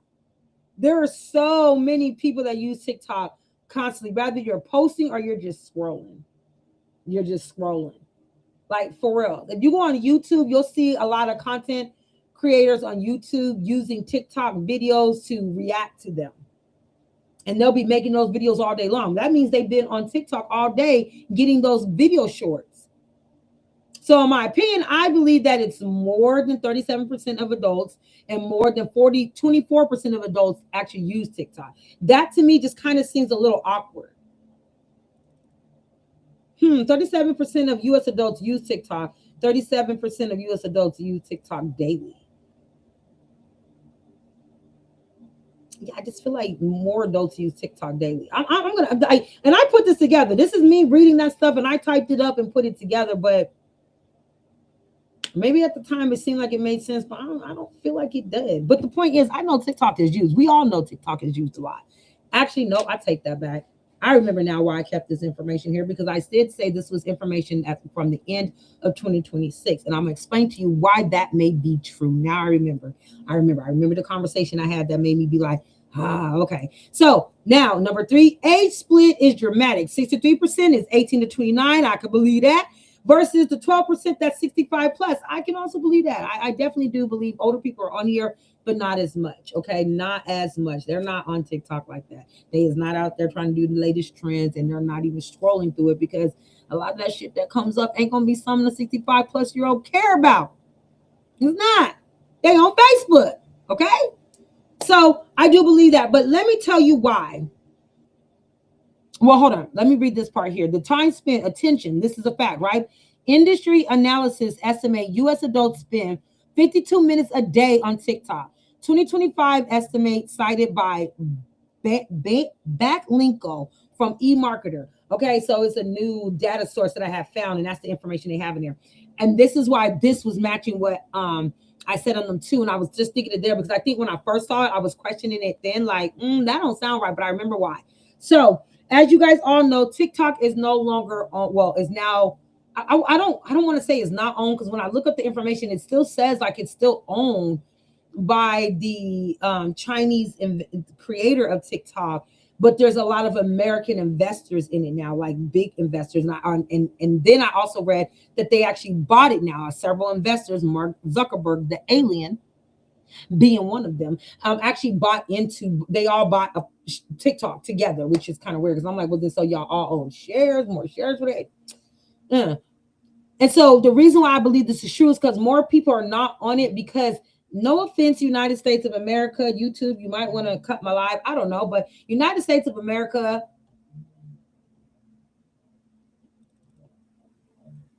economically, are fucking idiots. Yeah, that's the only way I can think of saying it.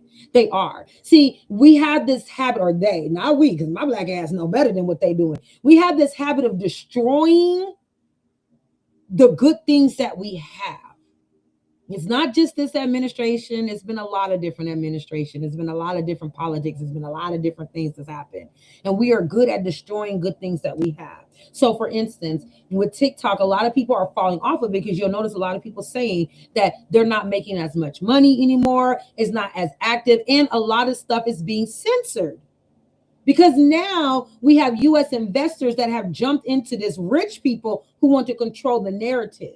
So it's not the same as it was 2-3 years ago, where people can be authentically themselves, straightforward and real, and make money off of it. Now people are getting their videos taken down or sanctioned, and it's becoming harder and harder to be able to be truthful. And that's kind of going on with YouTube as well. Sorry, YouTube, but I am going to drag you in, and not tonight, but I will have a video about that.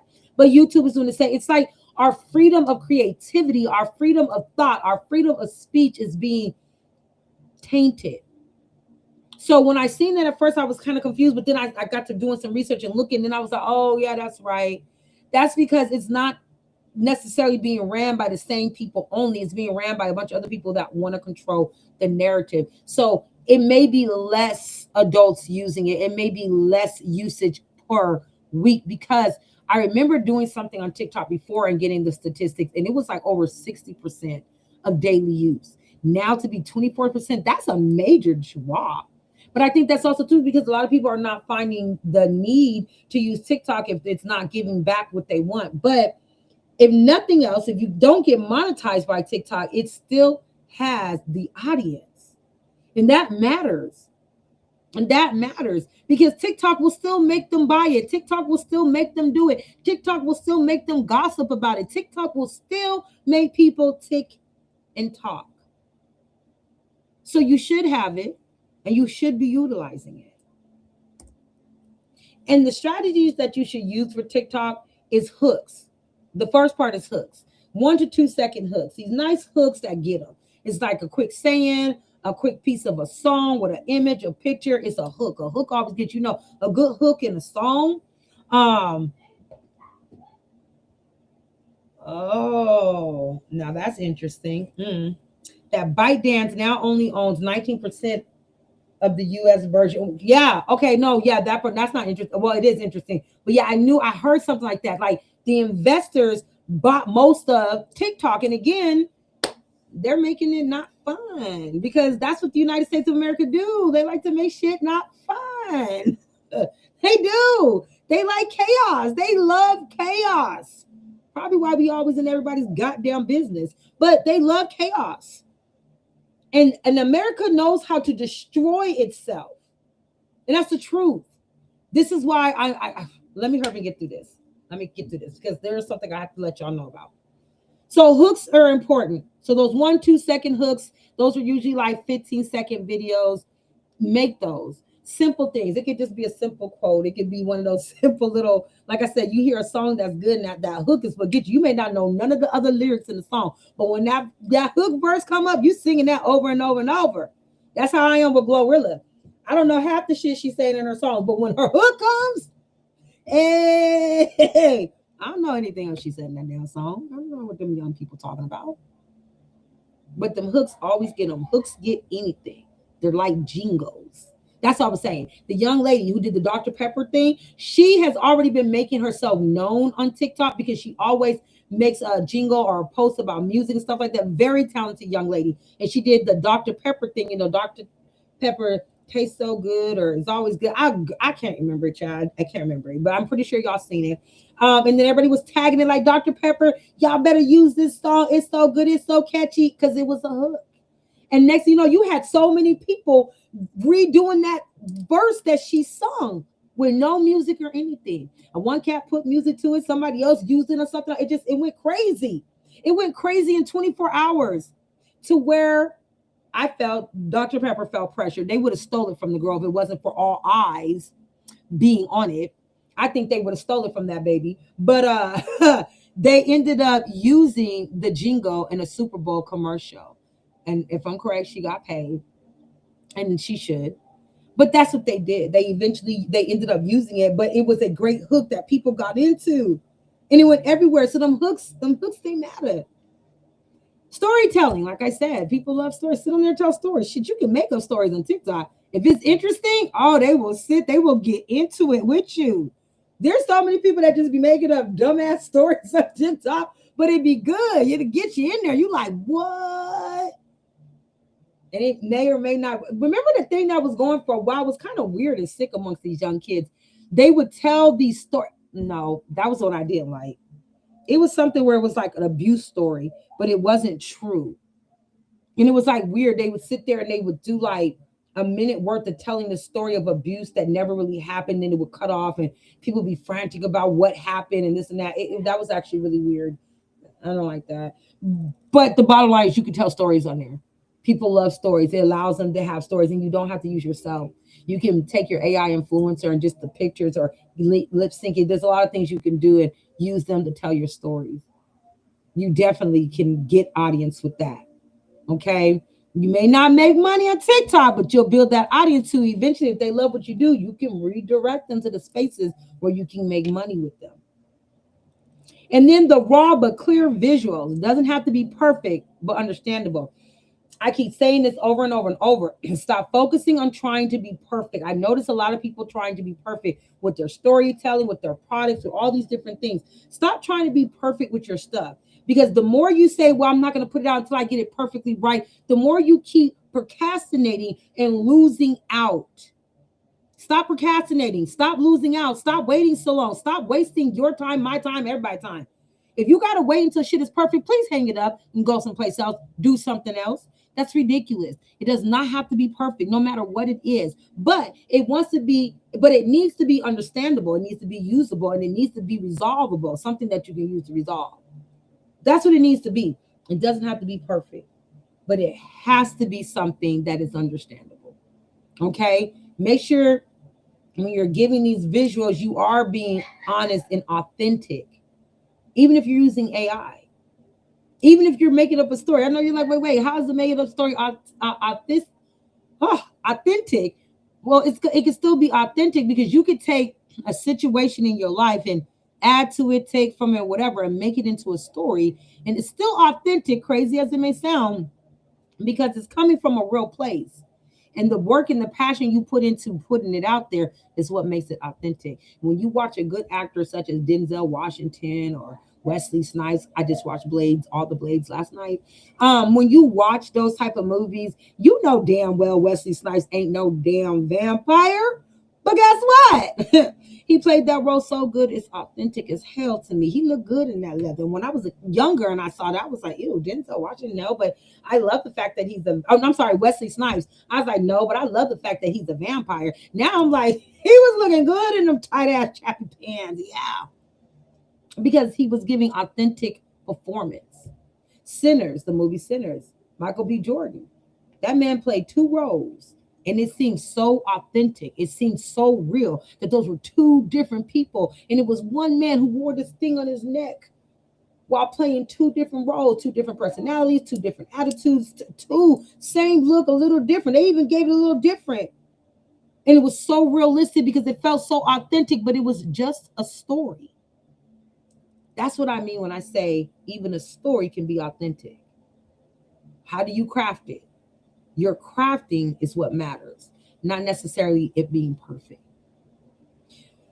Repeatable series, part 1, part 2, binge behavior. Yes, that's why I'm making my stories. My stories already have 12 episodes. Those 12 episodes are my husband too, child. Oh, my sister wives. So I'm sorry. Them 12 episodes matter.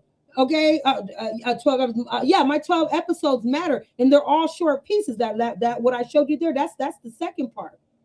They're all these short pieces, but it's going to be a episode 1 or part 1 and part 2, and I know the story. I think the story is interesting, and it's going to grab somebody. It's going to grab somebody. People love that. People love coming back to a story. They want to know the second part. This is why the second part on here, where I say storytelling, let me tell you what happened. If you do that and you do, okay, if you guys want part 2, let me know in the comments. When people do that, they still gonna give you part 2, but they really want to see how interested you are. which that helps them line up how many more stories can they make up and put together. It becomes a thing. I love to binge watch Netflix movies, certain primetime shows. We all love to do that because we want to see what's next, what's next, what's next. So you guys can be storytellers putting those together. And here, let me explain something. When I say storytellers, you can do storytelling about your brand. It doesn't have to be a life story, a real life story, or anything like that. You can have a storytell about your brand. Give your brand a story. Make it into a series from the start of it to the middle of it and to where you see it ending. Well, let me not say ending, that sounds bad. Or where you see it going.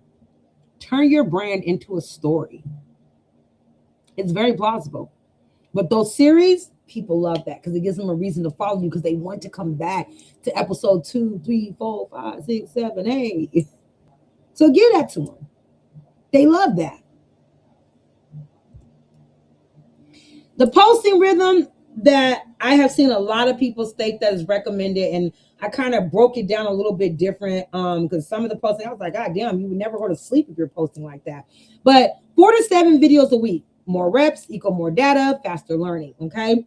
4 to 7 videos a week. Again, on TikTok, your videos should not be hours long. They shouldn't even be over 5 minutes. The attention span is slow. For instance, this live, people have come and go, come and go, come and go. Attention span is very low. So your video should not be over 90 seconds. That's about 3 minutes. I think so. Yeah, that's 3 minutes. It should not be over 90 seconds, to be honest with you. That's why 90-second verticals stories are really a big thing right now. That's the series thing. And I'm going to show, we're going to get into that even later on. Not tonight. It's okay, but another night. So 4 to 7 videos a week, that's not bad at all. That's pretty much a video a day if you wanted to, or a video every other day. But you definitely should be active on your TikTok storytelling. Okay. It says go live if it fits your brand. TikTok can reward real-time attention, and it does. There's a lot of things that come with going live, all the things that the audience can do on the live when you're on there feeding you, giving you money, coins, and then TikTok does pay for that. TikTok likes to give you money. I don't know if I'm live on TikTok right now, but I do know that when you do TikTok, you have to apply for that. I think I am going to show you guys how I did that setup.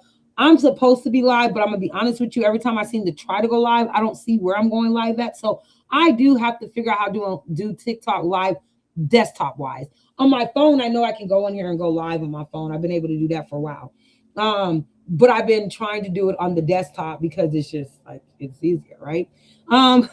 So I think going live on TikTok is important. And again, you can do it faceless. You can do it faceless.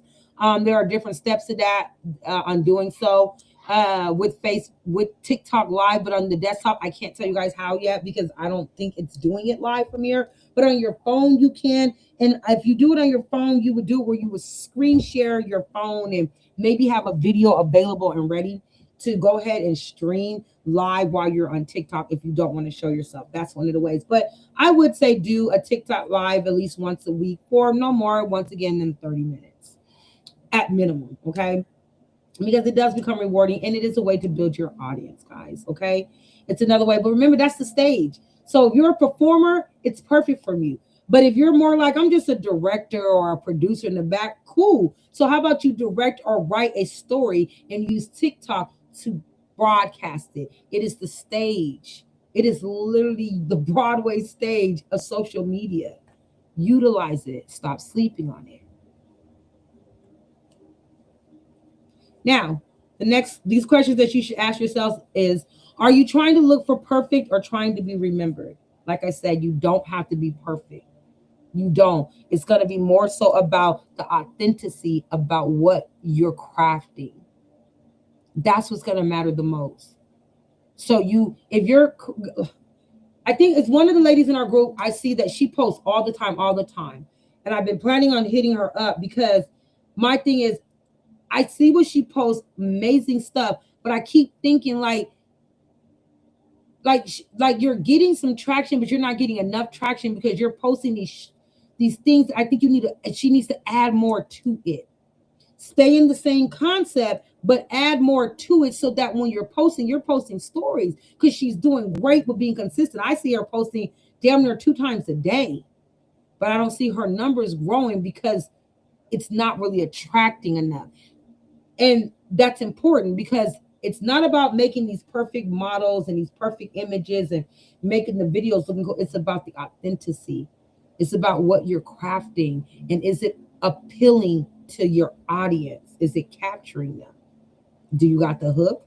Are you telling a good story? Do you got a good series that people want to keep coming back to?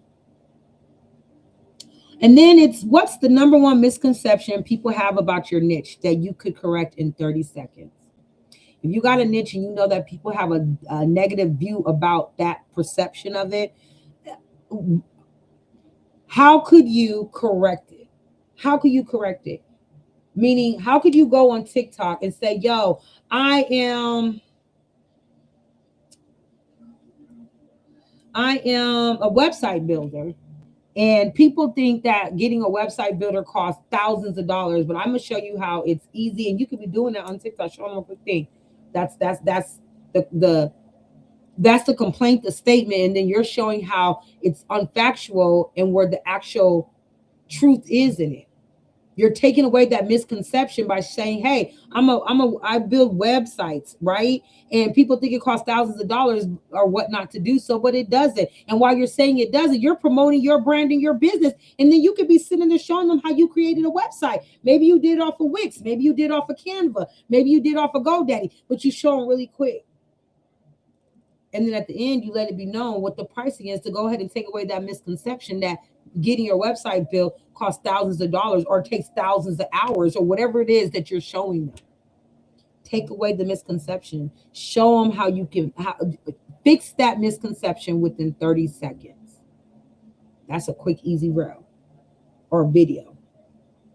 Or hell, even a carousel post. Okay? Now, we're coming down to the last.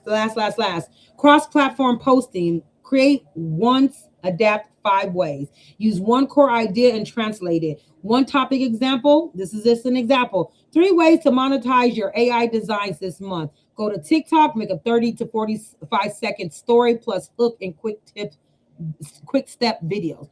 So you're going to give them a 30 to 45 second video, right? So you would tell them the story. Hi, this is about 3 ways to monetize your AI design. So while you're doing it, you'll tell them the story about how you learned how to use this program, Galaxy AI. And then the hook is how quick and simple it is to utilize it. And then really quick, you're showing the steps. This is how you sign up. This is what you do. These are all the different things that's on there. I hope this helps. Boom, it's done. It's over.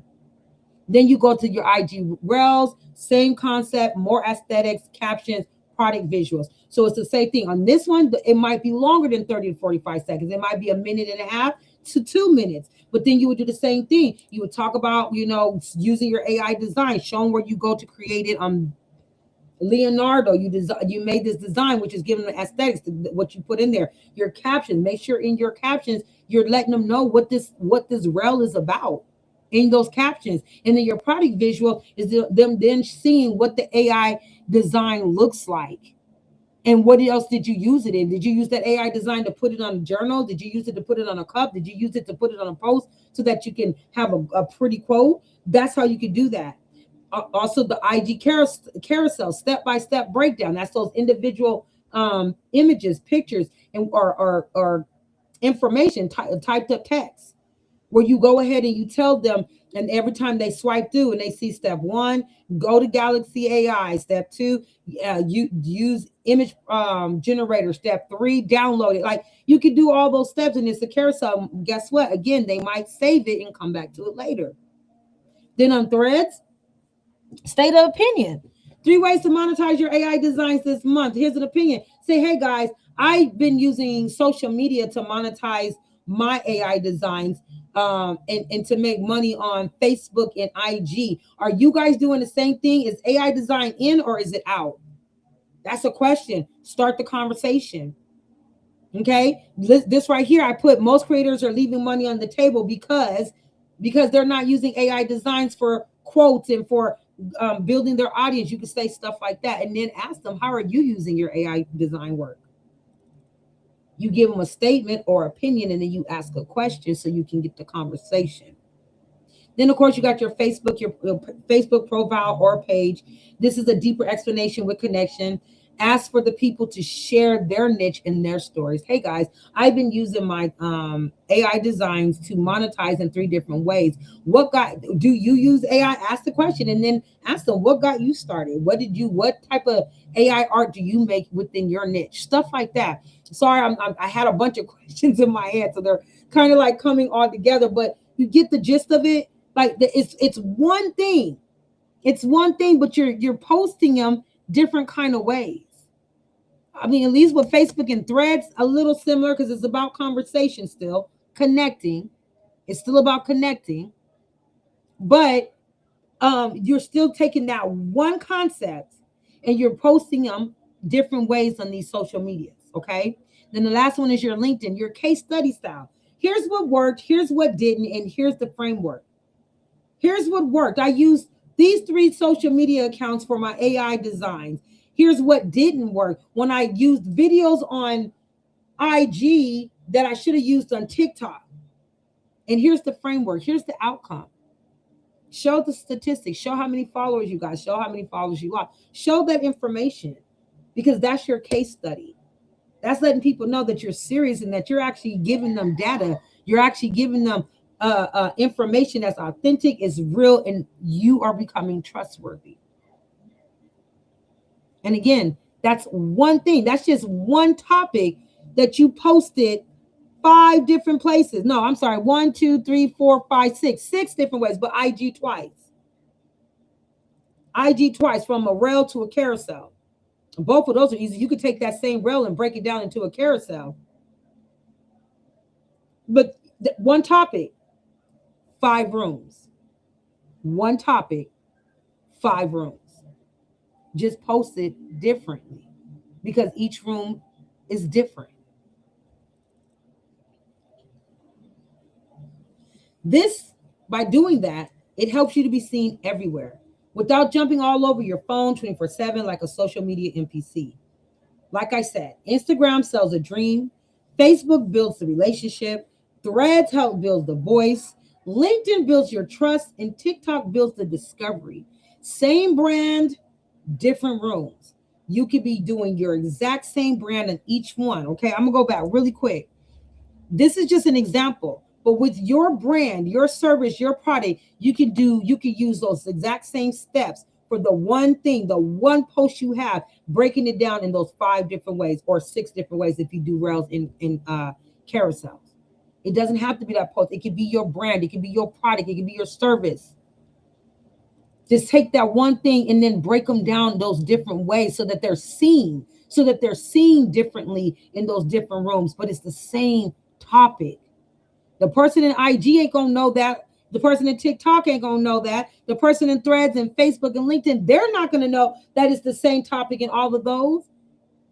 Even if they come across it in the other groups, they're still not gonna necessarily know that because it's gonna look like different information, even though it's the same. So again, it's the same brand, but in different rooms, which means it has a different look with the exact same one brand. I didn't do this video to teach you about posting more. You guys post how you honestly want to, how your time is best for you.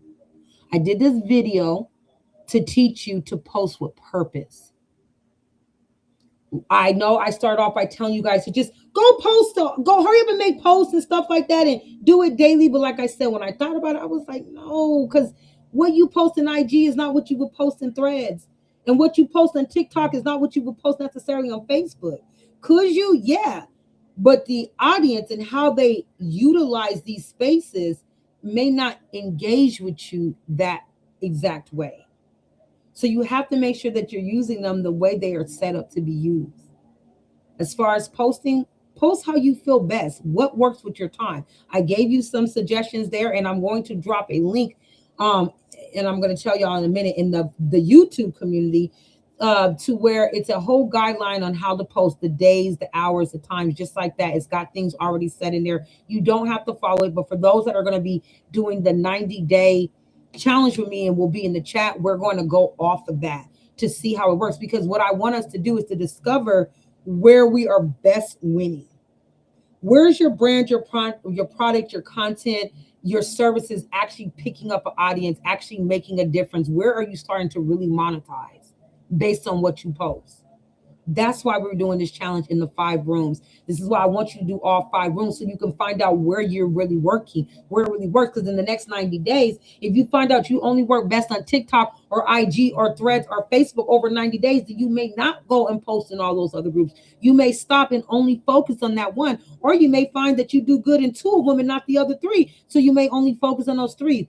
Or you may find I do great in all 5 of them. And that becomes your thing, posting all 5. But that's what the challenge is going to be about. The 90-day 5-room content challenge goal is to build consistent visibility and audience growth across 5 platforms without burnout. Again, when you're in the chat, I'm going to show you how we're going to prevent from absolute burnout. By posting with purpose, repurposing smartly, and using each platform the way it's meant to work. They are all set up a certain way. These creators set them a way for a reason. And I realized that after I kept telling you guys, go post, go post, go post. That's why I wanted to have this live and go over this. I know it's been a long one, but there's a lot of detail into understanding how each one of these platforms work. So the 5 rooms, like I said, we have TikTok, the stage, discovery, reach, storytelling. Instagram, the showroom, aesthetics, trust, visual selling. Threads, the round table, conversation, brand voice, and super fans. LinkedIn, the boardroom, authority, business to business, leads, and partnership. Facebook, the town square, broad reach with relationships, DMs, and community borrowing. Okay, that's what this was all about. I didn't want to keep you guys forever, or just have you guys, or just keep telling you guys to go ahead and just post. I wanted you guys to know why you would post to these specific rooms. And because right now you're probably posting and not understanding why you're not getting any traction, because you might not be posting the right content in the right room. It might be great content, that's just not the room for it. So that's what the 90 day is going to be about. The 90 day is going to be about us. Hold on. Yeah. The 90 day is going to be about us. There we go. It's going to be about us finding out which rooms actually work best for our brand, for our content. Which rooms are we going to actually monetize, whether it's indirect or directly through the platforms. That's what we're going to do with this 90-day challenge that we're going to be on. And so this is why I wanted to go over those rooms, so that you can get an understanding of how each one should work. I hope the information was helpful. I do plan to record this information again, making it slides a little bit shorter in time too, so that you guys can always be able to go back to it and review it again on your own time when you want to. But it was very important that we reviewed this, because we are starting our 90-day challenge on February 1st. I will be having putting the link underneath this live for those to join, and we're going to be serious about this. There will be no excuses. I'm going to be on your ass. If you're going to do this, you're not going to tell me I'm there but then not really show up. We're going to show up and we're going to show out, because this is how we're going to find out what works best for our brands, what works best for us gaining momentum and being able to monetize the social medias we use. Because you may not need all of them. You may end up only needing 4, 2, 1, or none. I hope not none. But that may end up being the concept, is what I'm saying. So with that being said, I am done talking about that part. But I do want to go ahead and touch on this and then let y'all go, because it is like 12 o'clock. Oh my God. So in our YouTube, actually, no, I'm not. I'm going to let you guys go, because I know this is going to take a little bit longer. So what I'm going to end up doing is I'm going to make a video. And I'm going to, let me go to this really quick. I'm going to have a video in which I'm going to post. Let me show you guys where I'm going to post this. I'm going to end up posting it. Sorry, y'all. Let me get to it.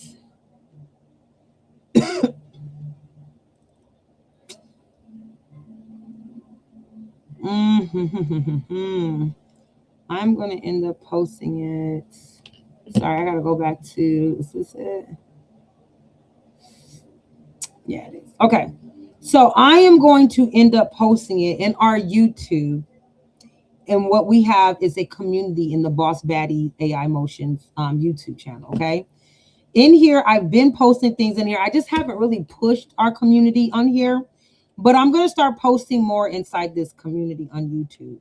And this is where I'm going to be posting the links for the 90-day challenge. This is where I'm going to be posting some other different things in here that we can utilize. This is also a space where you guys within that are members of this channel can go ahead and you can also make comments underneath these posts. Let me know what you're looking for. Let me know what you need. Respond to the stuff that's in there.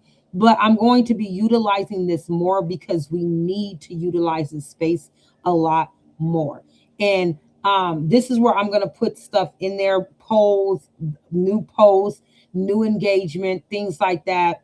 It's going to be in here. I know that may feel like, well, damn, coach, we got the Facebook, we got the school, right?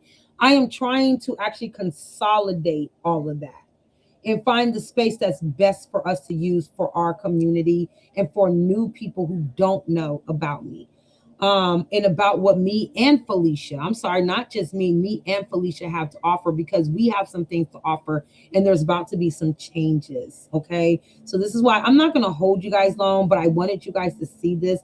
This is where I'm going to be posting the link to the 90-day challenge, the chat link to the 90-day challenge. And it's where I'm going to be posting a few other things in here for us to have.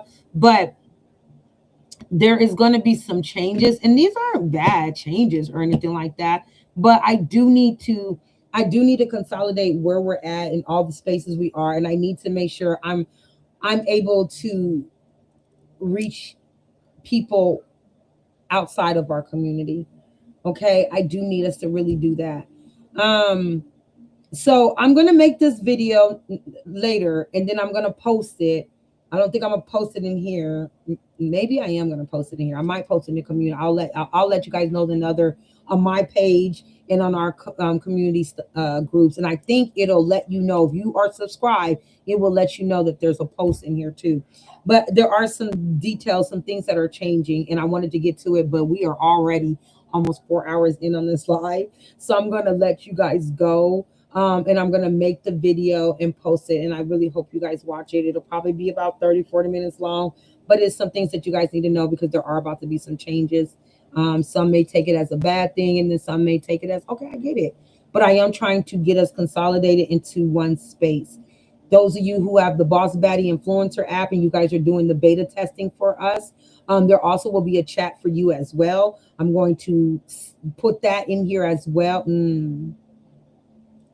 Yeah, I am. I'm going to put that in here as well. And because I can monitor if people jump into that chat that's not a part of the beta testing, it's easy to dump them out. Okay. But those two chats are going to be started up first. And then in the video, I will explain to you why there will be more chats and what's about to change. It's not bad. It's just me and Felicia have talked. It's time for us to kind of be a little selfish and make sure we're getting our stuff in order, because I am one of those type of coaches that is big on making sure my shit looks right and is together. Because I'm gonna be honest with you guys, if I was a different coach and you guys came to me as a different coach and said, oh my God, I met this lady by the name of Coach Brazil and she's so nice and blah, blah, blah. And she said she can help me with all these things. This is her social media. This is what she does. And I, as another coach, go and look at it, I would honestly tell you, maybe you should wait. Maybe you should wait working with her until she gets more of her stuff together, because that's how I see a lot of my stuff I got going on right now. it's not fully together because I'm so busy trying to make sure I get other things together for you guys and other people to have, that I'm not making sure everything I need is together. This is why this 90-day challenge is so important to me, because I'm also participating in it. It's not me just showing you guys or just telling you guys what to do. We are all doing these steps together. I'm doing the steps with you.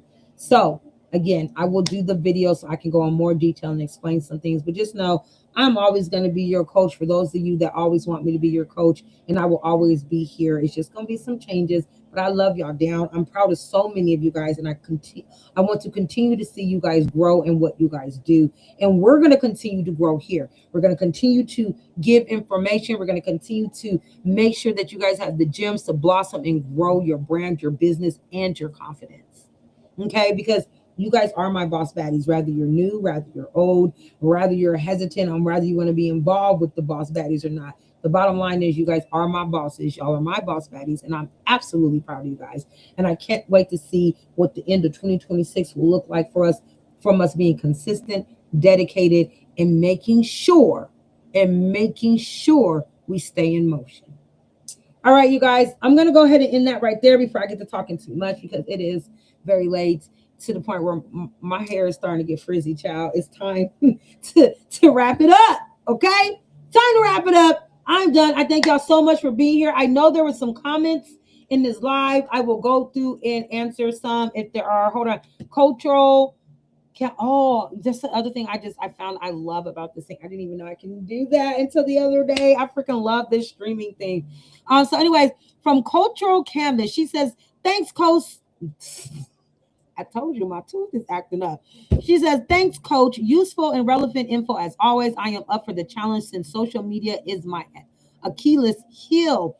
I know it is for so many people, but I think, again, like I said, it's because a lot of us didn't know what we should be posting, where we should be posting, et cetera, et cetera. But that's why we're going to go through all of that. We're going to go through all of that and find out, and we're going to stop making it something to be scared of, because that's how we're going to grow our businesses, our brands, and that's how we're going to make money, whether it's through the social medias or whether it's through our products, brands, and or service. Okay, so we're going to be on that. We're going to be definitely on that. Somebody said what they say here. My IG a storage, I guess. That's Miss Sylvia. I'm not sure what she mean. I think she had to get off, so we're gonna have to catch her later. Then somebody else said, I guess I need to go back to Instagram. Okay. If you peeped what I said, if what I said made sense, and I hope it did, because I know at one point I started slowing down, but I hope what I'm saying made sense. I know it was long, it was dragged on, but it was a reason why we needed to do that. We needed to have that discussion. But if you're realizing, like, you know what, yeah, I need to be on IG, get your IG back, bring it back up, clean up all of your social medias. And if you're using it for your brand, whether you want to monetize it, monetize through the social media and make money off of your brand, make sure it's all the same. Clean it up, go straight through it. Okay, go straight through it. This one says, I read. Oh yeah, I did. I said I went over that. That ByteDance now only owns 19% of the U.S. version. Yes, hon. Yes, that is very true. So I hope everything, like I said, did make sense. It comes together. If it doesn't, you're like, no, I kind of need to go over it again. Don't worry. I'm going to go ahead and record this again without all these pieces here, so that I can get it all together in one. Because when I do the lives, I be trying to give like more ad lib over when I just do a recording. I try to stick to just those things, right? So it'll be more recorded. Okay. If there's any other questions or anything, like, by all means, under this live, go ahead and put it there. I would love to help you guys answer any questions. I know Felicia would love to help you guys answer any questions. So please go ahead and post it there. Let us know. Again, I thank y'all so much for joining us tonight. I thank you guys, you soldiers that stayed for 3 hours, 51 minutes, and 5 seconds. Jesus, let me get off of this, y'all. I'm out. I gotta go. I'm starving too. I'm starving. Love you to pieces. Talk to you tomorrow. Yes, ma'am. I will talk to you tomorrow. I got to go to bed too. What you say? Go to bed so I can shovel snow. Yeah, because I don't want pops and moms walking on that snow. Bye, y'all. I'm the captain of the ship tonight. Next time it's gonna be Professor Felicia. But because I'm the captain of the ship tonight, I'm gonna wait until everybody leaves before I fully exit out. You know, because I feel like that's so rude, child, to just be like, "Click, I'm out." But I am about to click and be out because some of y'all still sitting here because you probably sleep. You probably sleep. I don't know. So I might have to click out so that your line can go dead for you. Ooh, child, I'm trying to take off all this jewelry, Jesus. I'm hungry. And my baby done made some good food. I'm about to go eat it. Okay. I just see still people are in here. I'm not sure, but I'm about to go ahead and end it then. I didn't want to be rude to end it like that. I wanted everybody to leave out, but it's fine. It's okay. I love y'all. Coach, thanks y'all so much for showing up. The people on Facebook, thank you so much for being there. Remember to like and subscribe on YouTube if you haven't. If you're not on the YouTube, go to our YouTube. Like, subscribe on there so you can get the notification. Join our Boss Baddies in Motion community, the one on school and the one on Facebook if you want. We have more gems coming. I promise you, all the lives won't be this long. The next live we have is going to be a crafters live, and you guys are going to love it. At the outline I sent you, did you look at the outline I sent you? What outline? Wait, did you send me something in school? Are you talking about when we had our one-on-one? Is this Miss Sonia when we had our one-on-one? Because if that's the case, we need to schedule another one-on-one. That's what we need to do. I think we left off with homework tasks that you got to do. So we need to have a one-on-one so I can see where you're at and we can get to your next steps. So yeah. Inbox me so we can get that scheduled, okay? Because that one thing's for sure, I do not like us leaving things hanging. I want to make sure I get each one of my bosses on the road to success like y'all want to. So schedule that time. All right, schedule that time. Just go and inbox me, and I'll respond back. All right, I'm done now. I'm gonna let y'all go. The next live is gonna be a crafters live. We're gonna sit here. We're gonna go over some stuff. We're actually gonna create some stuff. We're gonna make some stuff. We're gonna do some stuff. All right, I promise. Anyways, I gotta go. Yes. Okay, Miss Sonia. Yeah, please do that so we can go ahead and get to the live. Or that live. To the one-on-one. The one-on-one. All right. We need to get you onto your next steps because you've already been doing really, really good. So now let's get to the next step. And I hope you did do the homework stuff that we talked about. Okay, because when we have this one-on-one, if you come at me talking about you can finish it, I'm getting your ass, girl. I'm getting your ass. But I love y'all. I'm really about to let y'all go, okay? Because the rest of y'all got to be sleeping. Ain't no way you just sitting here. All right, I'm out. Deuces. Love y'all. Have a safe night, and please try to stay warm.